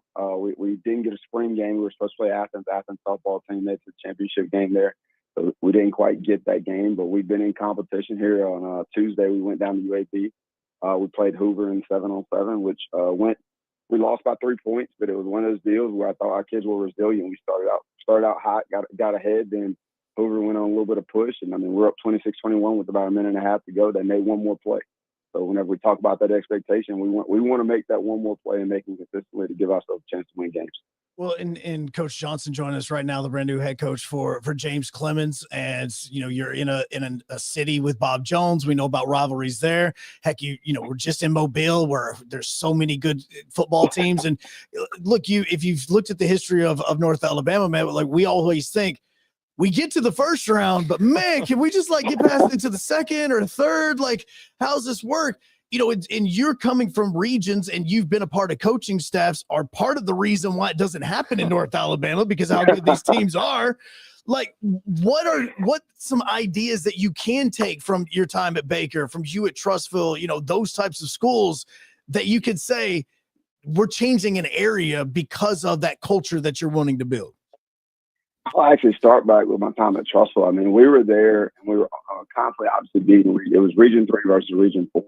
And about 2 years ago, coaches kind of got together and started voting, wanting to change the state playoffs. But the 7A state playoffs is different than any other playoffs in 1A through 6A because you actually have to win the state now. So last year was the very first time you had Region 1 versus Region 3, which is Mobile versus Birmingham. When I got down there to Mobile, one of the things in which I preached, I said, guys, you're already good enough. You just got to act like it and treat yourself as if you're a champion in the mindset. And for the first time in 40 years, they won a playoff game there at Baker. A lot of people want to give me credit. All the times I'll say it's always about the people, the kids in which they bought into the message in which I was selling. We did a tremendous job. We did a huge Trussville team that had won playoff games year in, year out. But it's just a mindset and how you go about things. this year, when you look at the playoffs, it's actually Region 4 versus Region 1. So you're going to have Huntsville Regis versus Mobile. Oh, heavens. Something's got to give. Oh, heavens. That's a drive, Coach. I mean, come on now. Hopefully we don't get the story. So last year the whole thing was, Juan Johnson's leaving. He's playing here at Trussell. I'm hoping and praying we don't get the Baker versus James Clemens game here in the playoffs. But a lot of people say it should happen. We'll see. It would definitely be interesting. Yeah, get the home game, man. Just get the. I mean, yeah, there you go. You don't have to drive leave on Wednesday just to get down for the game on Friday night. Just get the home game. But that Coach, is a big deal, though. You talk about it, but like the playoffs are expensive. One thing I told people, like everybody thinks you're making money throughout the playoffs, and it costs. I know the playoffs are bacon. Obviously, as a head coach, you're in charge of the budget. I mean, it was about a $30,000 expense between the first round and the second round, and the state gives you a percentage back, but you don't even get your own gate. So as you get the home game, the only thing you're saving on is charter buses and then hotels and those type of things. Because if you come in third or fourth, that's a long way between Huntsville and Mobile. So it absolutely is. You're probably going to travel a day early. Well, Coach, you talk about an interesting matchup. James Clemens, it would be nice, to maybe see you play some of your older schools that you've coached. But at the same time, you're going to be playing some of these schools on the schedule when it comes down to the Bob Joneses, of course, the Florences, the Sparkmans in your own division region, all of that. Are there any schools that you're looking at right now that you're just already circling for an exciting game? I'm going to be honest with you. I told from day one, I said we wanted to challenge the state. The opponent does not matter. It doesn't matter our region opponent. It doesn't matter who's in Region 3. We control what we do every single day. And that's nothing against other schools out of respect for them, whether it be Huntsville, Grissom, Sparkman, Bob Jones, whatever the case may be. But every single day we line up, we get to control it ourselves. Mm-hmm. And I understand what those schools do and what Sparkman brings to the table, what Austin is bringing to the table. Austin won the region. I got a chance to actually watch them firsthand just because of the fact that they played Enterprise in the playoffs last year. Well, Enterprise beat them, so I was able to see that massive O-line that Austin has that they're returning. They got a big right tackle that just got off by South Alabama. I don't know his name, but I'm really close with the South Alabama staff here. So they kind of mentioned him to me. I was like, man, he's pretty good. Got a lot of talent. There's a lot of talented players here. As a region, obviously, there's some things we got to get over the hump. But as far as an opponent circling, I'm gonna be honest with you, it's just about county line road football and controlling what we can control. And Coach, part of these interviews, we like to get to know you a little bit. Oh yeah, these are questions totally different than what you're normally going to get. No Trust doubt. me. I saw something, all right, about you being a little bit of a self-proclaimed country boy. All right, I need to know. What do you dabble into whenever you have some free time? Definitely fishing. I went hunting. I was probably about 8 or 9 years old and had to sit out there in the tree stand and sat there for about 3 or 4 hours and didn't kill anything. I said, well, I ain't going back to do that ever again. So again, I'm born and raised in Brewton, Alabama. If you know anything, there's Murder Creek, Burnt Creek that go directly into the city. So I've walked the creeks, floated creeks. I've done all of that, ride 4-wheelers. That's kind of how I grew up. That's just who I am as a person. Oftentimes people consider me to be a city boy at this point because I've lived in cities, obviously the last 20 years of my life, but I'm a country boy at heart. Okay. Now you just named 2 sports that I am horrible at because of the whole sitting around thing. How is fishing and hunting any different? Because you're sitting around it both. Help me with this. Hey, sometimes the bait's gonna grab a little quick. That's what I tell people. Okay. That is true. That is true. Okay. I mean, seriously, again, if anybody asks me to go fishing, I'm going, so what else are we doing? Because I can't, I'm ADHD, coach. I can't sit still long enough for that. Now the walking, the 4-wheelers, now you're talking my language on that. Hey, I'm all in for it. You tell me where the trail's at in North Alabama. Let's go. See, now we're talking. See, I can do this. I'm just, I'm just the whole hunting thing and hey, you got to wake up at 4 a.m. to go sit in a tree. You mean sleep in a tree? Am I just sleeping in a different spot? Is this what we're doing? I'm just curious. But here's the other thing Coach, I again, doing the research. Okay. You're a girl dad. I'm a girl dad. I am a girl. All right. I got 2 little girls. I got 1 boy. He's 6, but I got 2 little girls. One is all of 8 weeks old now. Okay. How's this daughter relationship? How does this go? I need to know what I'm in for here. My oldest girl, she'll tell you, I can tell you this, she'll know every player's name. And if you play really bad, she's going to tell you about it. Probably worse than her dad. She'll tell you, why are you putting me in football? We're going to lose. So just her mindset, just because she's grown up around it, just from day one, she's locked in all the way in. Ella Gray, my middle girl, she's kind of a little bit more of she's a little bit more compassionate in that she'll say it's okay. And then the little one, she's just real fiery. She's a 4-year-old, and Emily Greer, she's awesome. She's kind of the spark to the family if I was giving her kind of a quote unquote name, but they really love football. They really enjoy it. They're excited about Jets football. They're right now they're getting ready to plan. They're doing like a intro video. One of our boosters has like this video thing that's kind of coming out, and they're going to be a part of our intro video this year. So they're all in, including my wife, me also. It's a little bit like Remember the Titans. Whenever you talk about your daughter knowing like all the players' names, they're going to be straight up with them. I mean, so his daughter's Hayden Panettiere. Like you've got Hayden Panettiere in your family right now. Like she's going to sit there beside you and watch game film. Oh yeah, definitely. She'll definitely sit there as soon as I pull it up. She'll say, "Dad, what's good about the other team we're playing?" I'm like, "Well, they like to run the ball." She's like, "What is outside or inside?" So not that she knows the schemes yet, but she's a cheerleader by trade. She does the whole travel cheer with Ace, so she's an athlete in her own little way, but she loves ball though. Okay, is there is she very vocal / animated during your games on Friday nights? Very animated. Okay. Very animated. So Spartman, we're playing at James Clemens this year. So we're going to be at Madison City Stadium. So we just want to know where they're going to be sitting, because I just want to watch this, because I think it's going to be so entertaining to see how animated they're going to be during these games now, because that's all I'm imagining is Hayden Panettiere during Remember the Titans, and the girl sitting beside her going, "What is your problem? Like, why are you like this?" Hey, I'll tell you this. My wife, so about mid-year last year at Baker, my wife's all in also. She gets to know the player's name. About week 5 or 6, I think we were playing at home versus MGM. Matter of fact, Battle Westmobile for the region title. And I turn around and I look. 3 feet back from me is my wife. Came out of the stand. She's standing on the sideline. And one of my coaches, I said, "Hey, how did she get here?"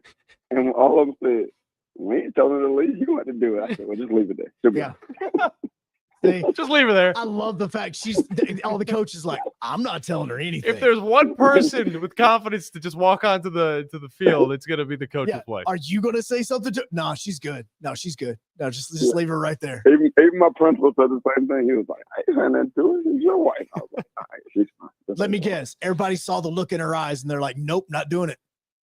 The look in her eyes will definitely tell you the story. So if she ever says that she feels like the vibe's off a little bit, she's gonna give them a little bit of an encouraging word, just to get them going. So we're a football family, obviously. So that's kind of who we are. That's awesome. Coach Juan Johnson, new head coach over at James Clemens, is on with us. And Coach, every single year we do this high school media days for a lot of these North Alabama teams, and James Clemens has been prevalent on the locations. Are there some players that you think might be on location with us? Some of those leaders that you were talking about earlier. Oh, they'll definitely be there. We'll have Lively, Mason Rose, Tanky Zell, James Collins. We're in the process. We go throughout the summer. We'll usually pick two permanent team captains. They'll get to see on the jersey. Those 2 guys that will be voted on by their teammates, they'll be the 2 guys you'll get to meet. And real quick, before we get you out of here, I want to know, because I feel like this is a huge part of the game that a lot of people might not understand. But, what is the biggest struggle when it comes to coaching high school football in this day and age? What is the thing that goes through your mind that might hit a little bit harder than some of these other things? Probably just time management and communication with parents. Like, people have often said, "Well, you don't talk to parents." It's like that. I've oftentimes had I've been oftentimes the opposite of that. I give my phone number out to every single parent that comes to the door, because I feel like, who can tell our story better than me? You got an issue, you ain't got to. I've taught people run the social media and have these different things. I give you my number, you ain't got to hide it. I'm gonna answer every phone call as the head coach and obviously the CEO of James Clemens Football. I'm gonna do whatever it takes to make sure you have a great experience with us. If there's an issue, I can't guarantee everybody's gonna have 100% great opportunity, but again, as far as being a leader and being in a leadership role, I understand what that role is and what it takes. So again, whatever comes with it, I'm gonna take it. It's all about the relationships. And if my schedule is right from the one that I've seen right now, Coach, I hope that you guys do fantastic outside of October 10th. That's the only one. And I believe if my schedule's right, that's when James Clemens and Sparkman plays. So I'm just saying that we're all good. I don't know if you've seen the game film from last year or not when it comes to James Clemens and Sparkman. It's a gritty one. It was an intense game. Just letting you know. Always is. Yeah, I definitely watched the film. Okay, just double check it. Just double check it. So on the film, do you see John jumping out of the press box and running down to the field? Did you see Not that quite. on film? Not quite. Okay, we'll show you some other during the media days that we have you for high school. We'll show you the video of John because he literally jumped out of the window from the press box to run down on the field. Jump out the window. I just left. Just letting you know that's what you got right now. Ugh. Okay, Coach. Hey, I love the rivalry. what it's all about. It's going to be a fun year. I'm excited about our kids and opportunity to compete again. I'm not new to the region. I tell people in 16 and 17 when I was at Hewitt. Yep. We played in Region 4, so I've been to some of the stadiums, so it'll be fun. Well, Coach, it's going to be very exciting. A brand new season, brand new faces, and it's just going to be a wonderful time, and we're looking very much forward to it. Pass the hat, Coach. Maybe we got to do pass the hat towards those last few home games if we think that we maybe having to go down to Mobile or something to play in that region for the first round. Just pass the hat. See if you can get some extra money for those expenses. Hey, if you win the region, you don't have those problems. That's right. I mean, it's not right because we want Sparkman to win, but that's right. Don't do that. Don't do that. Look, Joe, I don't know where this is coming from. We're very equal when it comes to these I wanted to do well. I'm just saying, once the season starts, we know that where we're going every Friday night. It's so true. I'm just saying. I tell you what, when you show up at Madison City Stadium, I'm gonna have a little bit of we call it jet blue instead of Carolina blue. I'm gonna have a little Carolina blue shirt for you when you call the game. I'm not gonna say no to it. Just to be honest. No, with you. I'm not going to say I'm no. not gonna say no to it. We'll I'll let you know. We'll get you on a little interview as well right before the game starts. We Absolutely. love to introduce you to the broadcast on that too. Final question for you, Coach. Oh, go. Final question is: you coming back to the Huntsville area? Are there any good spots you go to eat that you're just so happy to be back? Probably the best spot I've eaten at, and they got the best wings so far is Cricket. That's the number one spot I really love to go to. Now you're talking. All There's a reason why they got all those awards on the wall, Coach. Yeah, they've been really good. I mean, I've went to a couple other places, but I'll say the 4 months I've been there, one place that sticks out for as wings right now is definitely Cricket. Okay, well, I'll have to go and pay them a visit. That'd be pregame meal. Okay, that'd be pregame meal. Appreciate it, Coach. I'm looking forward to the season. It's going to be a good one, man. All right, thank y'all. Thanks, Coach. Good stuff from Coach Juan Johnson. I'll say it, man. Go Jets, just because they've got some sick uniforms. Their gear is some of the best in the area. Oh, look, again, it's all in fun right now. That's the reason why I said it. Like, look, dude's awesome. He's amazing. Like, I love joking around with him. Can't wait to meet him at high school media days. But just saying that once we start getting into those Fridays, I would like to not be at home in November. Plus, there's like we were last year. Nothing as exciting as getting a win against a rival. And let me tell you, it goes down to the wire every year with James Clemens and Sparkman. I also remember how last year ended and how that game happened with Sparkman. I know for a fact that they're going to remember it when Sparkman goes there. Joe, the year before we were at the Madison City Schools, the game was just as intense. It was insane. So, yeah, absolutely, man. So, a lot of fun. True. Looking forward to it indubitably. Let's hop into our final break when we get back. How much did the Lakers sell for back in 1979? That's what we're going to get into and so much more before we get out of here on a rainy Thursday here on the Blitz on 97.7 ESPN, The Zone, and WZZN TV. Did you like that one, Joe? Was that better? Much. Nice.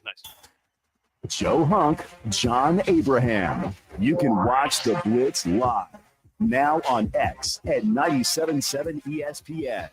The following liner is courtesy of Frank Caliendo. Check out Frank online at frankcaliendo.com. Listen to the drive with Wes Neighbors. I mean, Wes played at Alabama and he worked on the sled. I mean, it all comes down to the sled. I mean, I love the sled. Wes knows what I'm talking about. But as for Steve, I mean, Steve, he's one of those guys. The only sled he knows about was the one on Snowy Hill. Boom.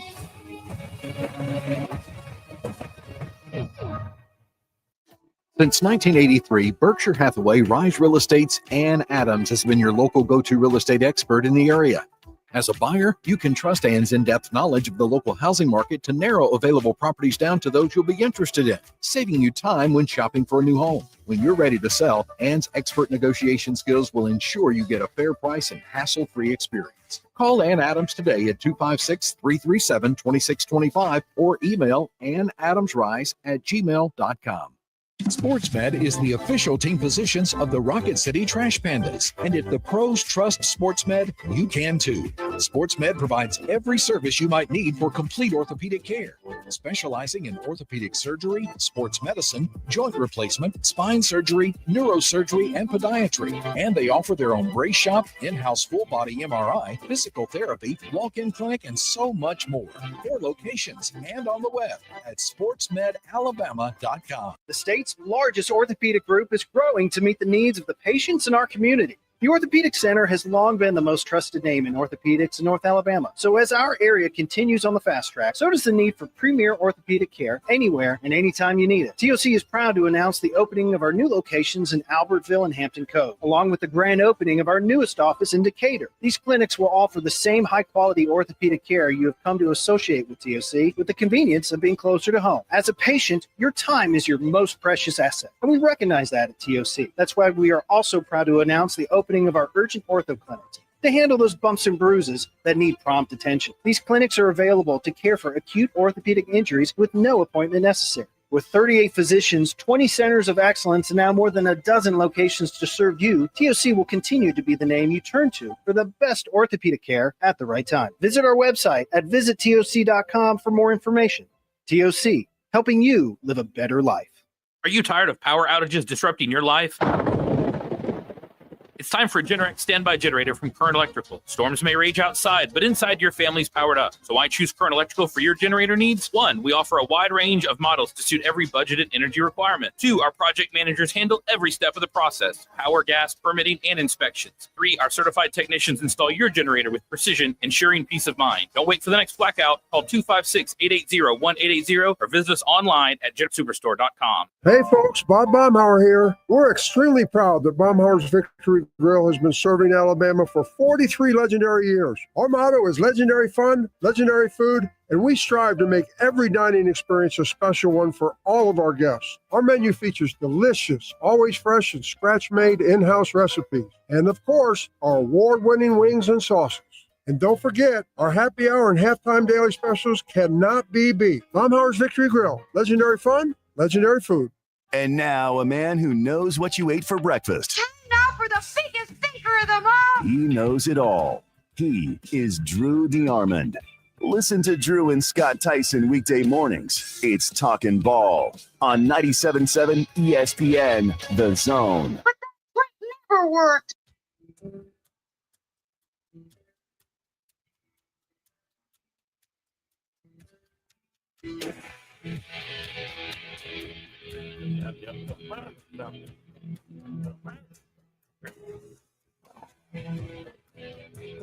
Final segment, best segment. Brought to you guys by Bobcat of Huntsville off of Highway 20. If you guys got a job getting down and dirty, you guys go on over to Bobcat of Huntsville. They got what you need: skid steers, mini X's, mini backhoes, all that good stuff you can find in one place, and that is Bobcat of Huntsville. Joe? And we're going to be there next week. We will be there next week. 27th. 27th. They're having an open house party. Sound like the river back in 2011. Open house party, you know. There's going to be a lot of door prizes. It's going to be a lot of fun, and we're also going to be on location live. So you won't have to call in. If you're there, you just join on, like right next to us. You sit right next to me and Joe, and you can be in on the stories that we'll be breaking down that day. Come on down. Highway 20, right next to the Harley-Davidson, Bobcat of Huntsville. Joe? Yes. We talk about the Lakers, not hardly. We talked a little bit about the Lakers, but they did get sold. They got bought. $10 billion is quite a bit of cha-ching. That's $5 million more dollars than Lucas Art Studio sold for whenever, obviously, they sold Star Wars to Disney. Back in 1979, how much do you think the Lakers were sold to Dr. Jerry Buss? Right? Okay, so in the 70s, they hadn't had their runs just yet. Nope. So $20 million. 20 million? Nah, it's a little bit more than that. $67.5 million. Okay. At least it was still in the same figure number. If we just went off of the inflation, they would only cost $297 million today. Oh, okay. So if you're just going off of the inflation, it wouldn't be that much more. This team had so many championships within that time that it has boosted this franchise to one of the most notable logos, teams in all of sports across all of the world. $10 billion. Talk about an investment gone right for the family of the Busses. Oh, it is an absolutely. It all comes down to Jerry Buss and the way that he changed the entire way that everybody looked at the Lakers. Because again, this is why that docudrama, I promise you, go back. I should be giving John like homework assignments for the remainder of the year. Like he should be doing like a movie report every single week on stuff that he's never seen. Just to talk about it, like Varsity Blues, Bull Durham, those types of things. But also the Showtime Lakers docudrama, you go back and see how this foundation for the Lakers was built, and it's extremely impressive. Mm-hmm. It really genuinely is. Well, I'd get all that knowledge for nothing because we don't talk NBA on this show. So we would in that very moment.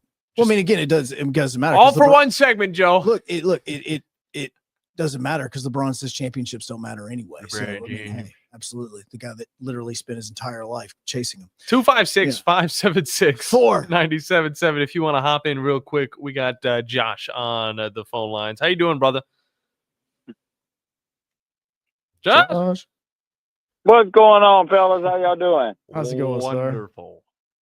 Man, that's a crazy number, 10 billion. And I did not know. I knew how much it sold for back in the 70s because I actually heard it this morning. So that was the only reason I knew. But I did not know Lucas sold Star Wars for that much. And that is insane because I thought they would have sold for more than that. No. Well, it was back in 2013, 2011. It was around that time. So, I mean, all the good movies were already out. Yeah, that's true, but with all the stuff they're doing now, I mean, they're making a fortune now with everything they're doing. No doubt. Baby Yoda alone would sell for $5 billion. Oh, I know. But I did want to say, man, that was an awesome interview with the new coach for James Clemens, man. That's why I love this show, man. I love the local stuff.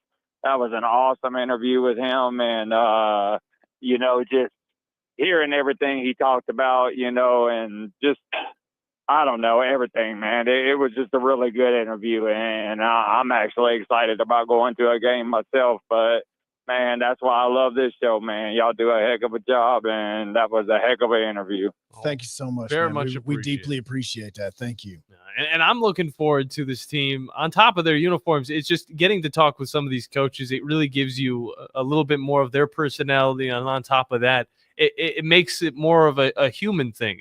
And a lot of people forget that aspect whenever it gets to the pros, because a lot of these guys it doesn't seem like they've got personalities, because a lot of the time they're not allowed to have personalities. But on the high school level, and it's like everybody else just wants to interview college coaches or pro coaches. Mm-hmm. Nobody wants to do high school, and do local stuff, and I mean, that's where it all started. That's where all these guys that go to Alabama and go to the pros, it all starts in high school, so I mean, that's where it begins. No, it doesn't. And these are also guys that you're going to see around the streets and coaching that way. And with the way that this city is when it comes to high school football, like that's an important part of it as well. And that's what kind of the reason why John came up with this idea. And I thought it was absolutely brilliant, because trying to talk to these coaches during the season, they're totally different people. Oh yeah. They're so obviously focused on what's happening that night. It's better to get them in the summertime. We can have fun. Oh, yeah. Yeah. Because, I mean, they have to be focused, I mean, Absolutely. Obviously they want to win. And like you said, with the Sparkman game, every year it comes down to the wire. Yep. And thanks for that phone call, man. We got to roll. Tom Appreciate it, Abraham. fellas. Y'all have a good one. Thank you, sir. Tom Abraham coming up at noon. We'll see you guys tomorrow. Looking for your next game day party destination? Well, think outside the box and kick back at Flow Supreme Air. And you may be thinking, isn't that the trampoline place? Of course it is. But it's also the one-stop spot for all things fun. And if kicking back with the boys to watch the game is your jam, then you're in the right spot. Jump or not, Flow tends to all ages, meaning while you sit back and watch the game, but little Jimmy's having the time of his life perfecting that front flip he most definitely wants to show you. You got this, Jimmy. So next time you think Flow, think fun for everyone. Flying nonstop from Huntsville is a breeze on Breeze Airways. They're nice people flying nice people to nice places on really nice planes. Let's be direct. Nonstop from Huntsville to the places you want to go. Las Vegas, Orlando, or Tampa starting at $49. It's time for a weekend getaway or a long overdue week away. Time to check in using the convenient Breeze app and check out. What are you waiting for? Book today at flybreeze.com. That's flybreeze.com. Breeze Airways. Seriously nice. In the Army National Guard, soldiers serve part-time and close to home. My community means everything to me. It helped shape me into who I am today, and is where I choose to raise my own family. That's why I joined the Army National Guard. I'm proud of where I'm from, and as a soldier, I get to give back to the people that helped me succeed. The education benefits I got from serving helped me get my degree and jumpstart my career. The training and leadership